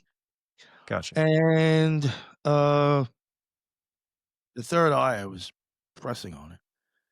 Like, it's like you could, like, kind of feel, like, the energetic balls, and I was one time, like, I was pushing on it when I was meditating, and it's gonna sound weird, but, like, it seemed like it made the blackness that I already had from my eyes being closed, like, darker. Like, and it almost looked like it was just, like, as I pushed on it. And I remembered that, and I was like, "Oh, I gotta do that again." Why not? Yeah, yeah, yeah, So, right. what does the magician do? He presses the buttons to see what happened. Um, Good point. That's a good point. Yeah, exactly, right. Because it's yeah, all yeah. kind of It's like he goes experimental, to the right? elevator, I gotta hit every floor. Right, right. Because there's no there's, like, no protocol to these things, right? It's more like, how Well, that deep. was even another reason why I had an I mean, there's multiple reasons why I left the OTO, but one of them is, in my opinion, someone there has to know what's up. I don't believe that none of yous have had a magical experience. You should really tell people what magic might be. You give a little bit more of a background of what it could entail. Because if it is really what I think it is, that's rather serious. Right. Like, if somebody would have told me, "Oh, yeah, well, if you wanna practice magic, you're gonna have to probably die for like 10 seconds, maybe. Yeah. Wow, that's Was crazy. like, No, why? there was a yeah. Were you gonna bring up Flatliners? Yes. Yes. Sorry, I'm a That's movie guy, dude. I bring up I movies in was the show just because gonna it bring it up. illustrates things, dude. I was just gonna bring it up and say, yo, that's real. That's crazy. You know, That's basically because you basically watching what a cheat code or a shortcut to a magical experience would be. and what was the goal they were trying to achieve in that movie? I think just They were like just trying to just cross over, right? It was just the yeah, whole and point. every time they came back, things were always like they knew different things or like things. It just wasn't the same anymore either. Hmm. That is one thing. When I ended up in the hospital, I did it like 3 times in a week, and like I physically did not feel right, and I was like, yo, like my body just like I think I'm screwing myself up. And that's when I ended up going into the hospital because I'll be totally honest with you, I didn't feel right. My head feels like it was going to explode. I felt like I had electricity going up and down my legs. My eyesight wasn't even normal. And Oh like, man. just, yeah, looking like, I was just like, yo, is this where they get the ideas from vampires from? It's like, yo, it was killing me to look outside. It was, I Wow. was just, yo, this is killing my eyes. Luckily, the hospital I went to was only like less than 5 minutes away. So like, I mean, I could see enough to drive, I guess. So I drove myself there, but I mean, it probably was a little dangerous, but something was wrong. Yeah. And I don't know Did what they the hell it find was. anything? Like, did Well, they again, find anything blood work? I mean, they confirmed the eye stuff. I mean, but again, they don't know what was wrong. Then they hit me with this thing, and it's never been an issue since then. And there's a certain word for it. If there's somebody in the medical field that listens to the show, they'll probably know what I'm talking about.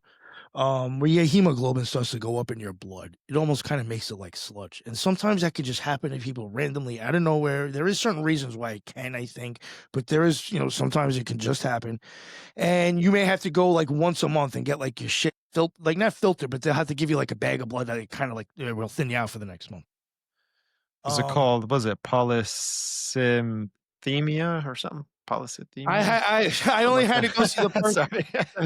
Yeah, let me just finish the story then. And you'll Yeah. understand. I really don't know the name of it.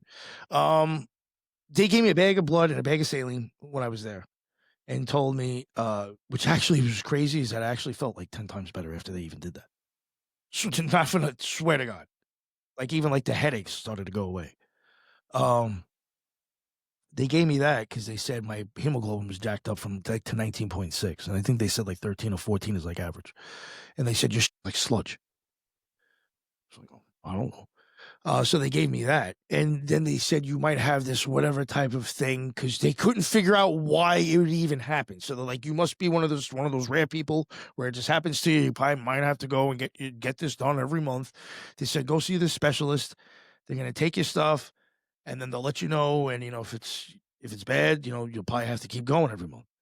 And I went and they said, no, you seem fine. Just come back one more time in a month. And when I went back, they're like, no, you're fine. They're like, it must have been a freak thing. They're like, never had the problem again. Wow. That's Yeah, crazy. all I knew it was going to be some inconvenient thing that I would have to once a month probably get a bag of blood. I was just like, yo, what the? Yeah.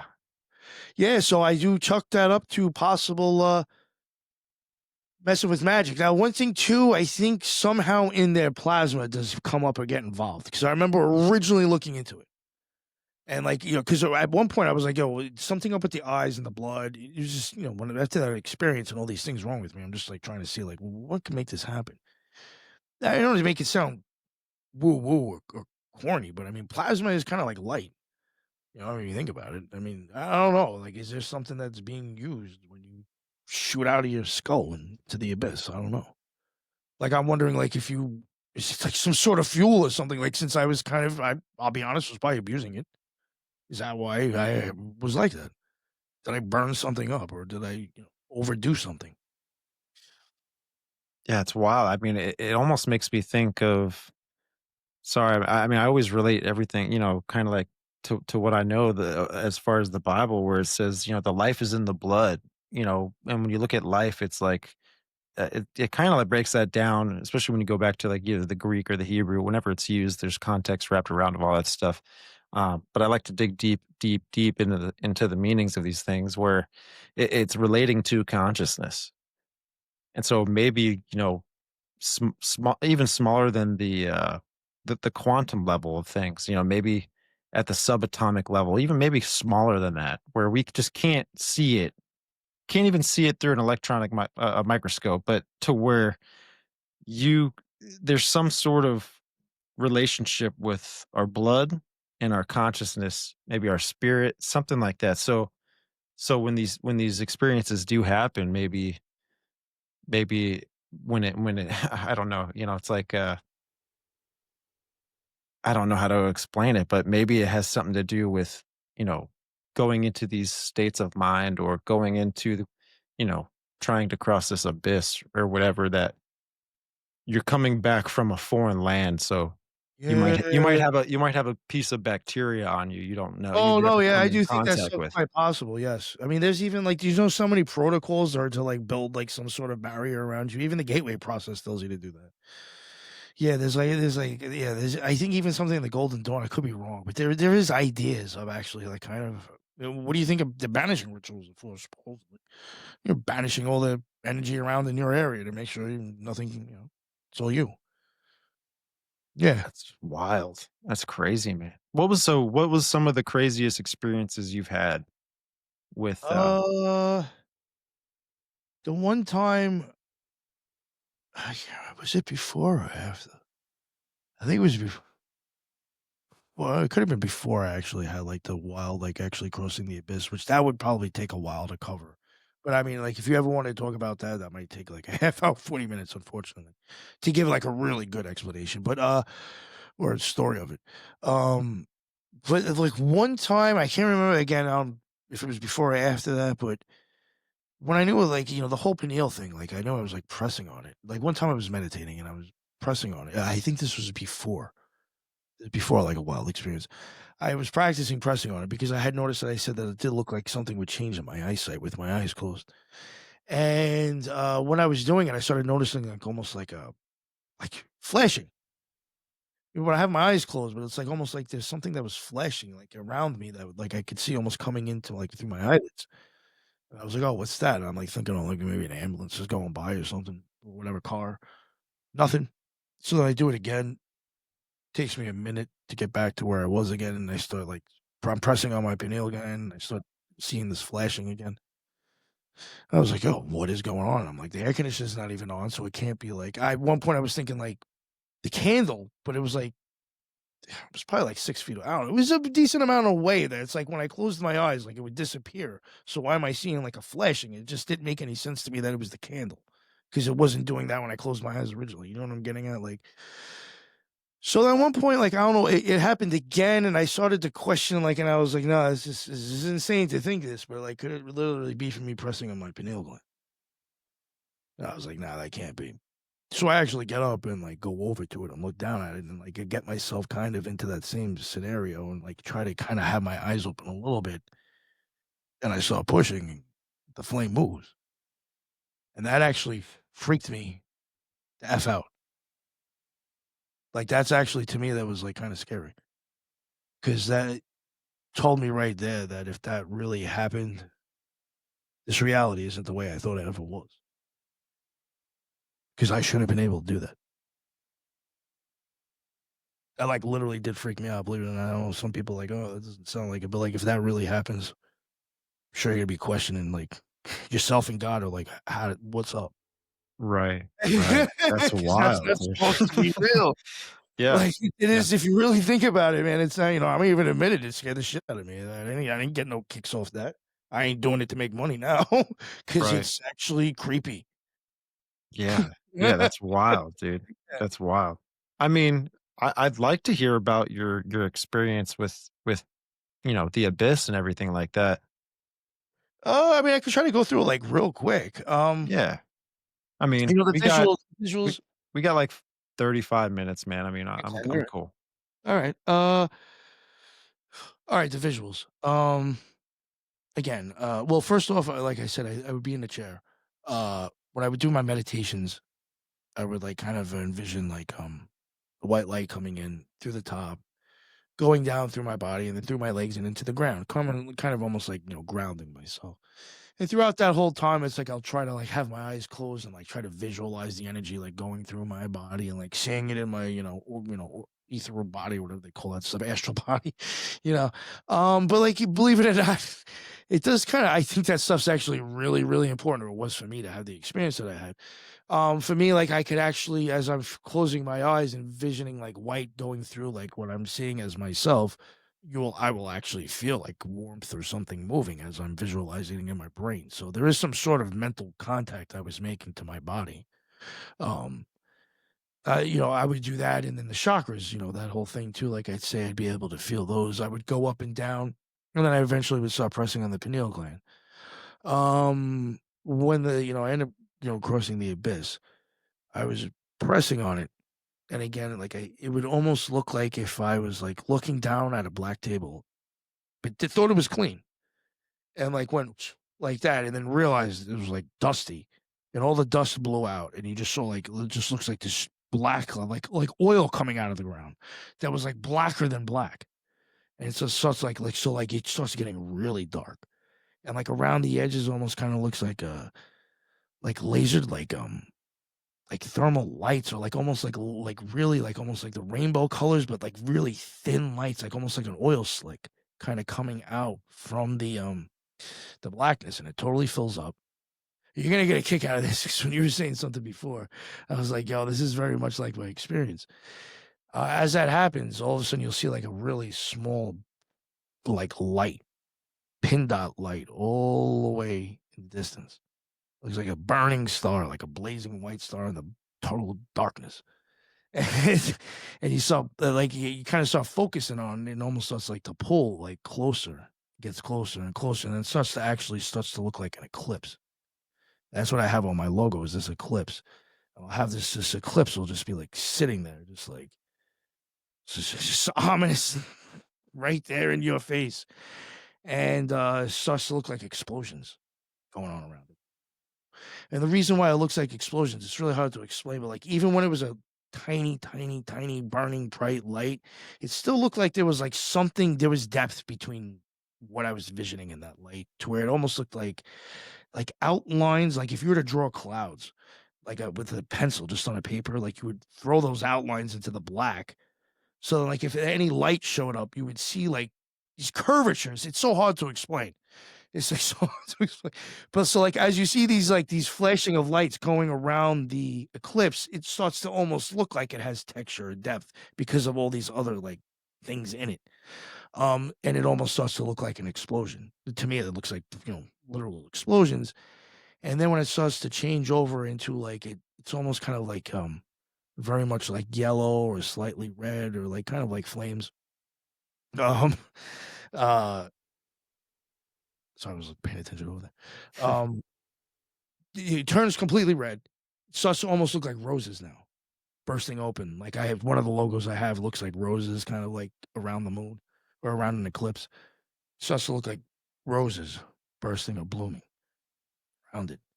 And after that happens, it starts to look like colors, like those very vibrant rainbow, like it's 4 different colors: red, blue, green, purple. I think is normally what I would see. Coming one color coming out like almost out of each cardinal direction, spinning or like spiraling out of the eclipse, to where it almost looks like this like pulsating lines of like vibrant colors. It's just like coming at me.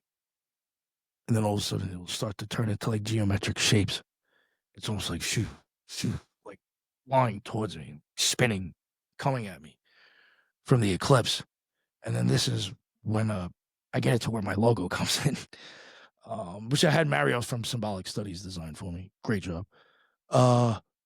It will start to look like all of a sudden these windows start coming out of the eclipse on both sides of me, and going like really slow though. And I try to use sometimes that, like if you're in the subway and you had like trains coming down, going the same way, you're like in the middle of both, both whatever. And you were looking in those cart windows, just those cart windows. It would just be like those floating by. And they all have like different scenes in them.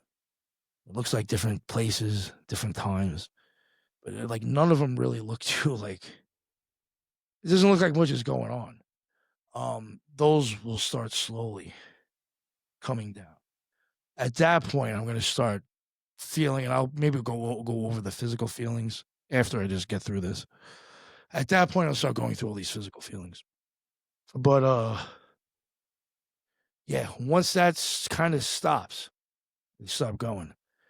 Again, it looks like a huge eclipse. It's like this white sphere with this black one in the middle of it, just glowing. It starts to separate that way, going up to where it almost looks like this big grin staring you in the face as it's starting to like eclipse with like a crescent. Very much looks just like Thoth's headdress. If you were separating one sphere from the next, where it looks like that crescent with the sphere on top of it, if you are pulling one away from the other, as soon as the black one goes, and now this whole time I'm pressing on my pineal gland, as soon as that black sphere disappears, it feels like whatever I'm pressing on me just got smacked back into my head. Bam!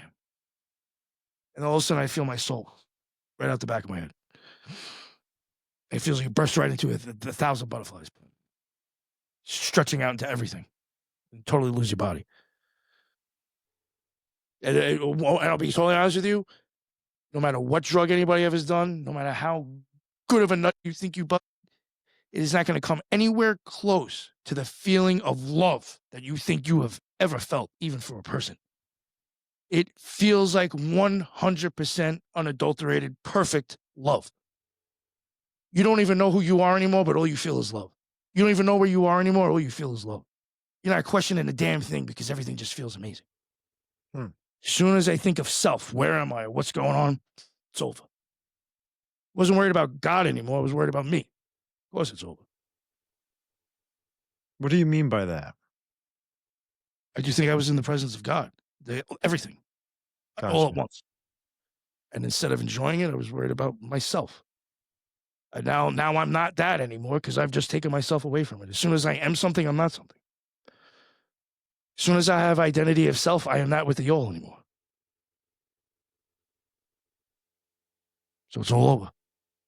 Wow, that's crazy, man. And so how long did this experience last? I mean, it could feel like minutes sometimes, but I don't think it's that long in reality. I think that could be like 5 seconds. You know? Yeah, right. That's why I don't think, like, if you're going out, I don't think it's like you should probably. I mean, I guess like if you woke up and acted normal, people may not even notice if you did anything going into a meditation. You know what I'm saying? Right. Yeah. That's crazy, bro. So when you say pressing on the pineal, like how would you describe that how would you explain that? That's the whole thing. And I know it sounds crazy, but it's like, and again, I would just assume maybe your listeners really aren't practitioners of stuff like that, but people who are maybe big just into chakra work, not even, well, I mean, that could all be considered all the same thing, I guess. But, I know it sounds corny, but I really do think you can start feeling these things. I mean, you even look at it. Some ancient medicine goes back to acknowledging certain spots on your body that can help. But I do feel them. If I was to start getting back in, like again, like I told you, I don't do rituals anymore. I only meditate. If I was to start even getting like heavily even into that, a lot of times the meditation is just to clear my mind, really, or just to relax. If I started doing that, like seriously, it wouldn't take more than probably a few days to where I'd be able to start feeling those things spin again. I really do believe, like you feel something. In my opinion, I can feel that. Mm-hmm. I mean, I would even say, not saying that the OTO, since the OTO believes that they are of importance, it should mean anything. But when I was in some of their initiations, there's times where they will tap certain parts of your body that you think like they're just either getting your attention or just, it's part of the whole dramatic scene. Like one time they'll take a sword and I think they lift it up and kind of like smack you across like your waistline. And like it kind of catches your attention because I think like somebody from the side, whatever, it caught my attention. It was like, oh, okay, whatever. But it was nothing hard. They tell you after the fact, like sometimes like after a month later, after you do an initiation, they'll have a class and then you can come in and kind of talk, or they'll give you a little bit, some, I guess, information about what you just went through. Not much. they did bring that up, and they said that was to actually activate that chakra right there. So now you're telling me every time you've always like, because it's been done a couple of times in different ways. You hit me in a certain, was that what this is all about now? And like, why are you doing that? Yeah. Yeah. Yeah. To be totally honest with you, in Minerval, they tell you in that initiation, don't trust everything that you're seeing. In the first initiation, they'll tell you again, not everything is as it seems. And then in the second initiation, they're going to tell you not everything is as it seems, and don't trust your brothers and sisters. Jeez. So like the first 3 degrees, you already told me don't believe the. Yeah. Why do you think they kind of say that? Hoping that, I don't know, maybe like thinking that maybe some person will actually save themselves if they're listening to what's coming out of their mouths. Oh shoot. Okay, I see that. I see that. I actually think it might be. Well, see, I don't think that's. I guess that could have been inherent on purpose for Crowley, but I don't know how the order is. I have wondered from inception, but like, I do think some of these orders now, if they weren't from the beginning, I think they are run by the CIA now. I mean, I wouldn't doubt that for a second, right? Because There's some that I start pointing fingers because I'm gonna start getting attacked by other occultists here, because that does happen. There's a certain order that I think the CIA is running or the military is running it, because they have so many different inner orders, and they have very intelligent people that are in there, people with PhDs. They're not stupid people, actually, and they all have them working there. A lot of them are in these different inner orders that are inside the temple. That is inside this inner order. I mean, inside of the secret society. I almost said it. And if you look at what they're doing, it's almost like everybody's been decompartmentalized, whatever that word is. Everybody's been separated. And they're all kind of like looking at your own, like this own little specific thing. And it's like they don't realize the big picture, because they're all being kind of taken off and put in like a small little box. Yeah, we'll move you over here. We'll put blinders on you. We'll move you over here. Yes, exactly. Yeah. And they don't realize that. I think they're actually being used for the government or the CIA. You know what's so funny too is science is really broken down in the same way. Medicine today is broken down in the same way. You got a heart problem, you go see a cardiologist, but the cardiologists only study and transfer information within each other. They don't mess around with, the kidney, doctors. They don't mess around with the lung doctors. They stay within their field of practice, and then like that's it. But if they were to exchange information, that would be in a way better for us. If you get what I'm saying on the medical side of things. But you mentioned schools and secret societies. What are some of the big colleges that seem to be, pretty heavy in the occult? I know I saw on your page that you must have a drone or something, because it was awesome footage, dude. Thank you. But yeah, if you could break that down for me, like what schools are involved with all this kind of stuff? Definitely Yale. Oh my God, why am I having problems now? Is that where Skull and Bones is? Oh yeah, that has like, I think they might have a dozen or more, believe it or not. Oh wow. I probably have went there and filmed at least like 7 or 8 myself. I still haven't put out. Yeah, I have probably like 3 episodes of like Yale and the graveyard out there that I could show. Yeah, there was stuff that I got with the drone that, like, an obelisk, and like basically like, I don't know if it was an obelisk, it was a pole, whatever. It was like this geometric stuff on the ground. That is very interesting. I think there might have used to have been an obelisk in that spot. That's what it was. Interesting enough. And I know people like to a lot of times people like to go with the whole it's a peanut.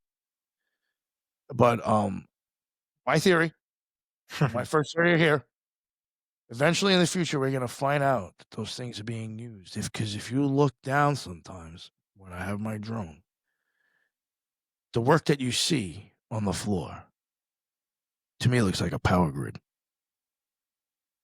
Those things have something to do with free energy. I wouldn't doubt it. I mean, you look at streets and cities today, and you look at a microchip, and you're like, dude, it looks the same. It looks so, geometrically, it looks similar, right? Or, I don't know the name for it for streets, but one thing I do want to say, and I'm not trying to promote, uh, oh, I'll just say it this way. Crowley was really good at this. You sexualize something, nobody will look at it. That's a good point.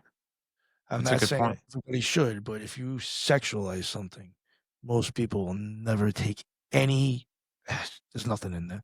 It's all just perversion. That's a good point. It's like, He yeah, that's a good point. That's a good way to bury certain things. That's I like there's and I say I don't think he was the only one to do it, but like even if you look at the history in certain areas, you are actually it was easier to talk about like screwed up and publish it than it was actually to talk about other things. No way, jeez. Well, what's crazy too, I mean, when you were Like y you could write about smut, but you probably couldn't talk about actuals like certain occult. right. And so what was it at Yale you did with your drone? Oh yeah, It seemed yeah, like yeah. what was it? It was the You thelemic. heavy. Oh god, yeah, it almost looked like that. Yes, but it's not. I wanna pull Yeah, this up. it looked like the unicursal hexagram, but there was a part in there where it's completely off. What's the name of that courtyard? Do you remember? Might have been the New Haven Green.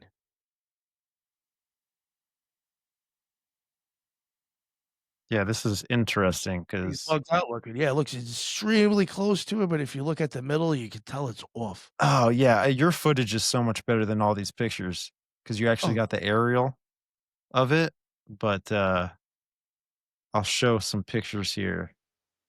So you've got this one. If you were to look from the top yeah, yeah, yeah, down, yeah. this would be like the top area or vice versa or whatever. Maybe it looks like there's a it just looked kinda crazy. Here's another picture. This kinda shape here, all these geometric lines. You think this is something Crowley saw?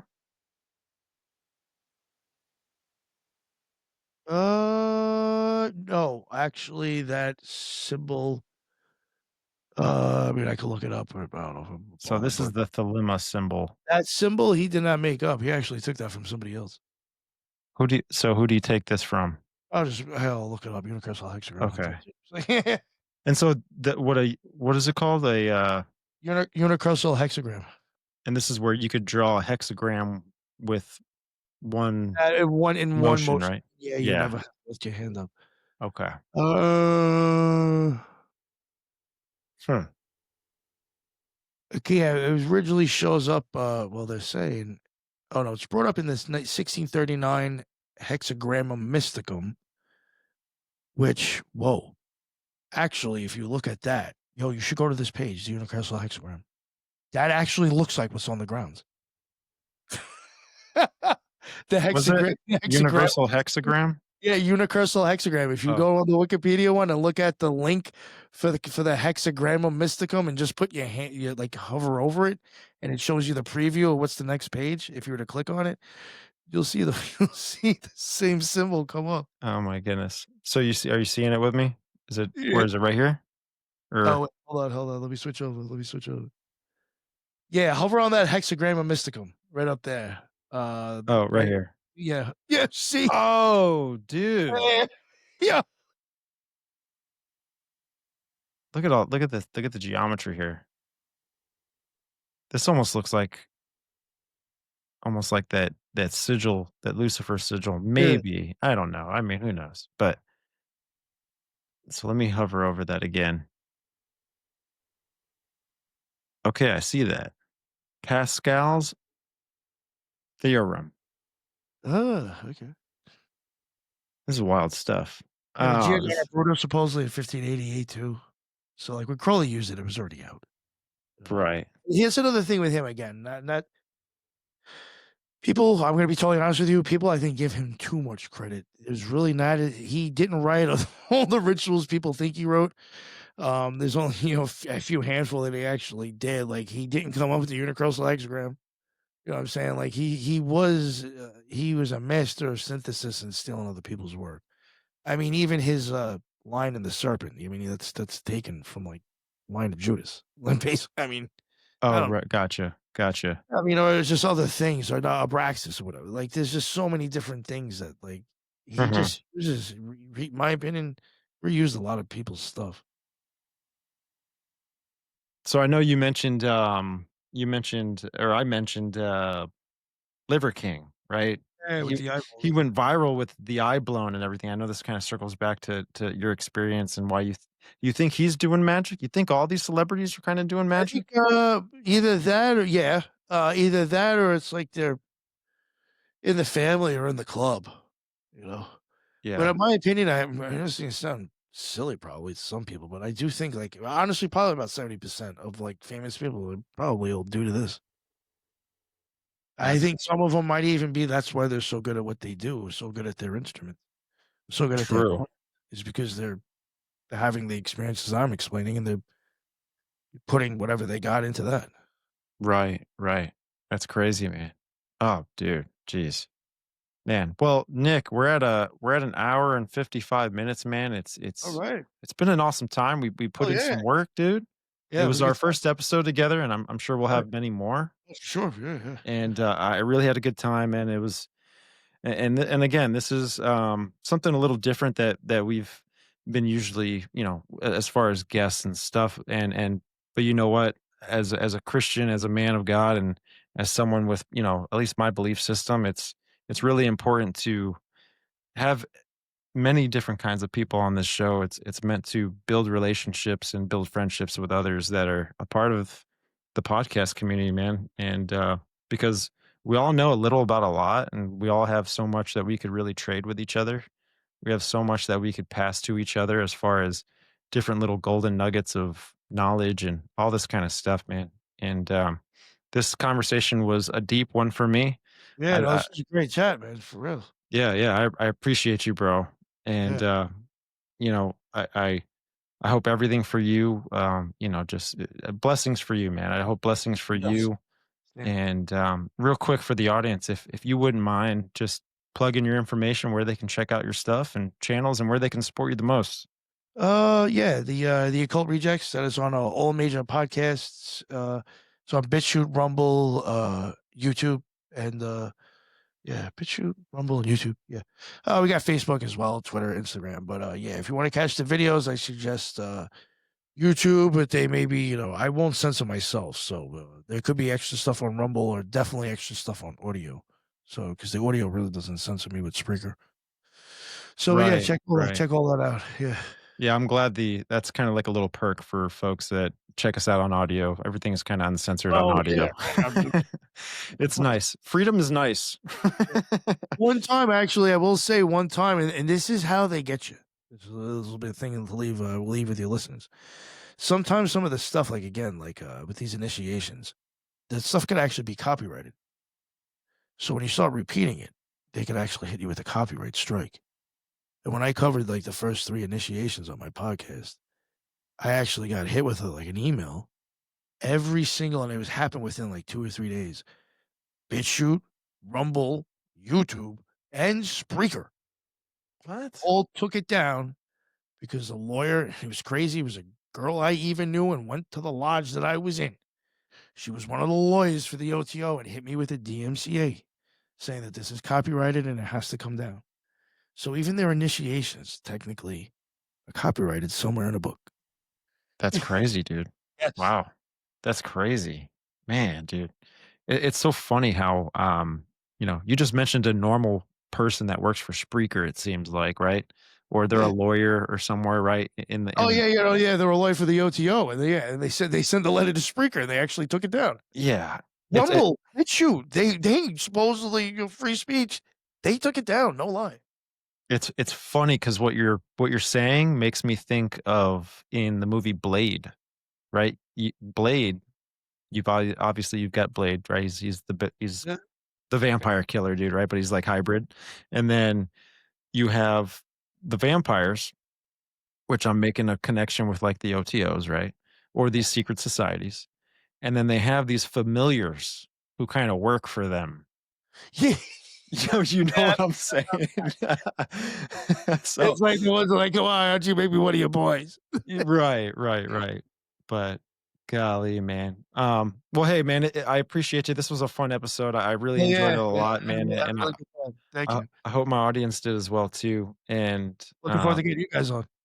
yeah, yeah, dude, it's gonna be a lot of fun. I'm gonna Oh, work up definitely, a bunch definitely. of definitely. Yeah, gonna work up a bunch of my research for it, man, because it's some of it's kind of mind blowing, some of it's kind of like dark, but I kind of try to wrap it up with a nice positive message at the end. Because Nice, nice. I like that. I am a man of freedom, and I like I just want us to be humans, man. I want us to live and have a wonderful experience here in Oh, definitely this possible. planet. You know what I'm saying? But it just seems like there's just a lot of totalitarian, technocratic stuff that's going on, and it's getting out of Yes. hand. And if we could expose it as much as we can, then people will be able to hopefully one day stand up against the machines. So, but Nick, thank you so much, man.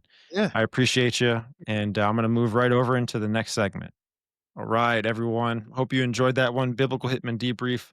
Nick from Occult Rejects. Thank you very much for coming on to the show.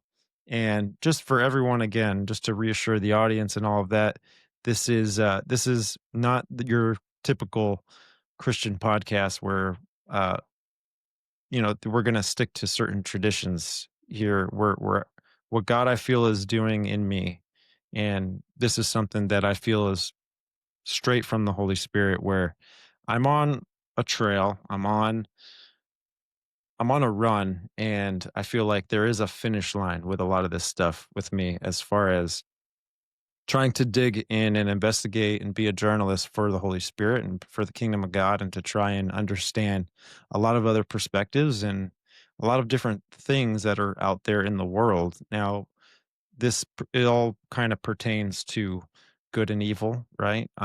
And what my biggest thing is to try to view the landscape fully with a full POV and see how the game is really played instead of just leaning on or just viewing certain specific things, right?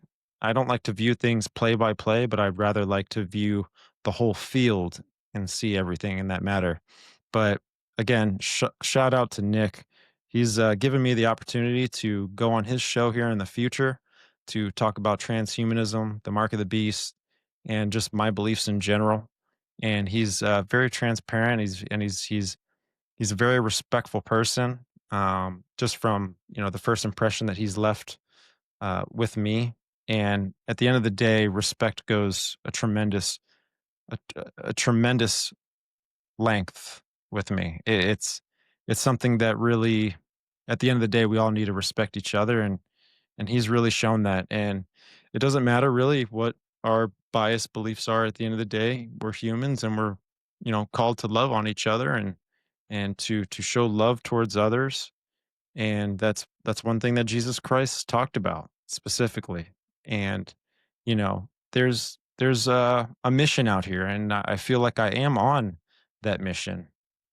I feel like I'm not out here to you know Bible bash or Bible thump anybody. I'm here to share my beliefs. I'm here to be a witness unto others, and I'm here to be a vessel for the Lord Himself, and to be someone who is to be a worker for Him, and that everything that I do, I put it on the Lord, and I put it on Jesus, and I put it my heart to the side, and I anything that I feel I'm being called to do, it's because he's working through me. So when I go on this run, when I go on this journey that I'm on, I look at myself like a journalist. I look at myself like someone who's seeking things of the unknown. And, the Bible is the first and the best place to look for all of these things. And once you've gotten a really good ground on those things, you can be easily equipped to go out into the world. And I feel like I am out into the world now, and I am interviewing and learning and trying to put together the puzzle pieces of this big idea of something that I feel is against God, something that I feel is the adversary, right? We understand who that is characterized in the Bible, but there's many different things that are portrayed in this life that God tells us not to kind of deal with. He tells us not to take part in. And always compare that to, the characteristics that I've built as just being a father. And a lot of these things have been revealed to me since being a dad. And I understand the fatherly love. I understand unconditional love. I understand all of these kinds of things now, you know, that show me and help show me the characteristics, of God, where how he loves us unconditionally and that he keeps us away from certain things. Number one, he tells us about these things in his word, but also he does it for really good value. Like there's a really pure purpose into why God says, to stay away from witchcraft and sorcery and all the things I think that are listed in, Exodus, Leviticus, Deuteronomy, in those areas where, you know, be cautious and do not uh, be a part of occult practices. And I think why that is because there's some things that, we don't know what we're dealing with. And we're not smart enough to think about it. We're not smart enough to even have the idea to try and figure it out. Rather, it's like me with my 2-year-old daughter. I tell her not to touch the electrical outlet because I know it's dangerous for her to do so. But it's part of our nature to be interested in these concepts of the supernatural, it tickles our curiosity, and I'll give it that, it does, because there are certain things to these concepts, because if there wasn't, then no one would be pursuing these things, which is wild stuff.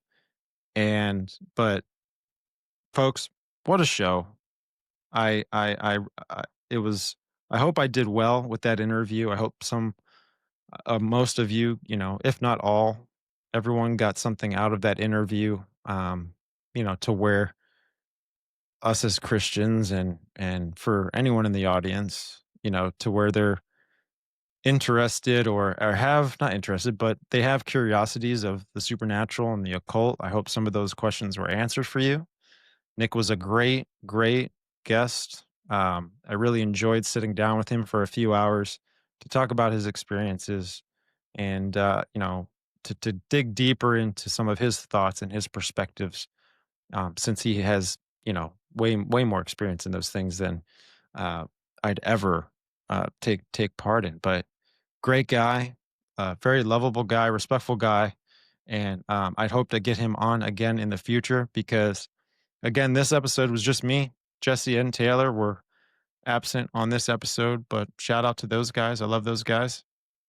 I know Jesse was really wanting to be here for this episode, and because he's also on a journey just like I am. And, what was interesting, I think, the most out of this interview was the fact that I I've been I've been sitting on this thought of consciousness for a long time. And I've been sitting on this thought of what is MK Ultra's goal? Is there a global agenda for this goal with MK Ultra? And is Satan coming after our consciousness at the end of the day? And with the correlation between, Nick's experience and the movie Get Out, it was very interesting that it seems to be whenever magic is played with or experienced, that there could possibly be a detachment of the soul or a detachment of the consciousness. And this is where I mix in where I think it's possible that MK Ultra or the agenda, the technocrats that are out there, the transhumanists, that maybe there's a piece of technology that they're trying to integrate with us at some point in our lives. If not us, then people after us, that it would trigger or be the intermediary to fulfill this ultimate agenda. And that agenda is to keep you from believing in Christ. That agenda is to keep you from believing in the truth. And the only way to really do that is to take your free will and to take your consciousness out of the equation. But folks, I really Really hope you appreciated that episode. There was a lot of work that went into it, a lot of focus. And if you've been with us this long, we appreciate you. We love you. We thank you for tuning in. If you want to support our show, make sure you smash that subscribe button, like the show, share it with your friends, drop a comment down below about the things that we discussed in this episode.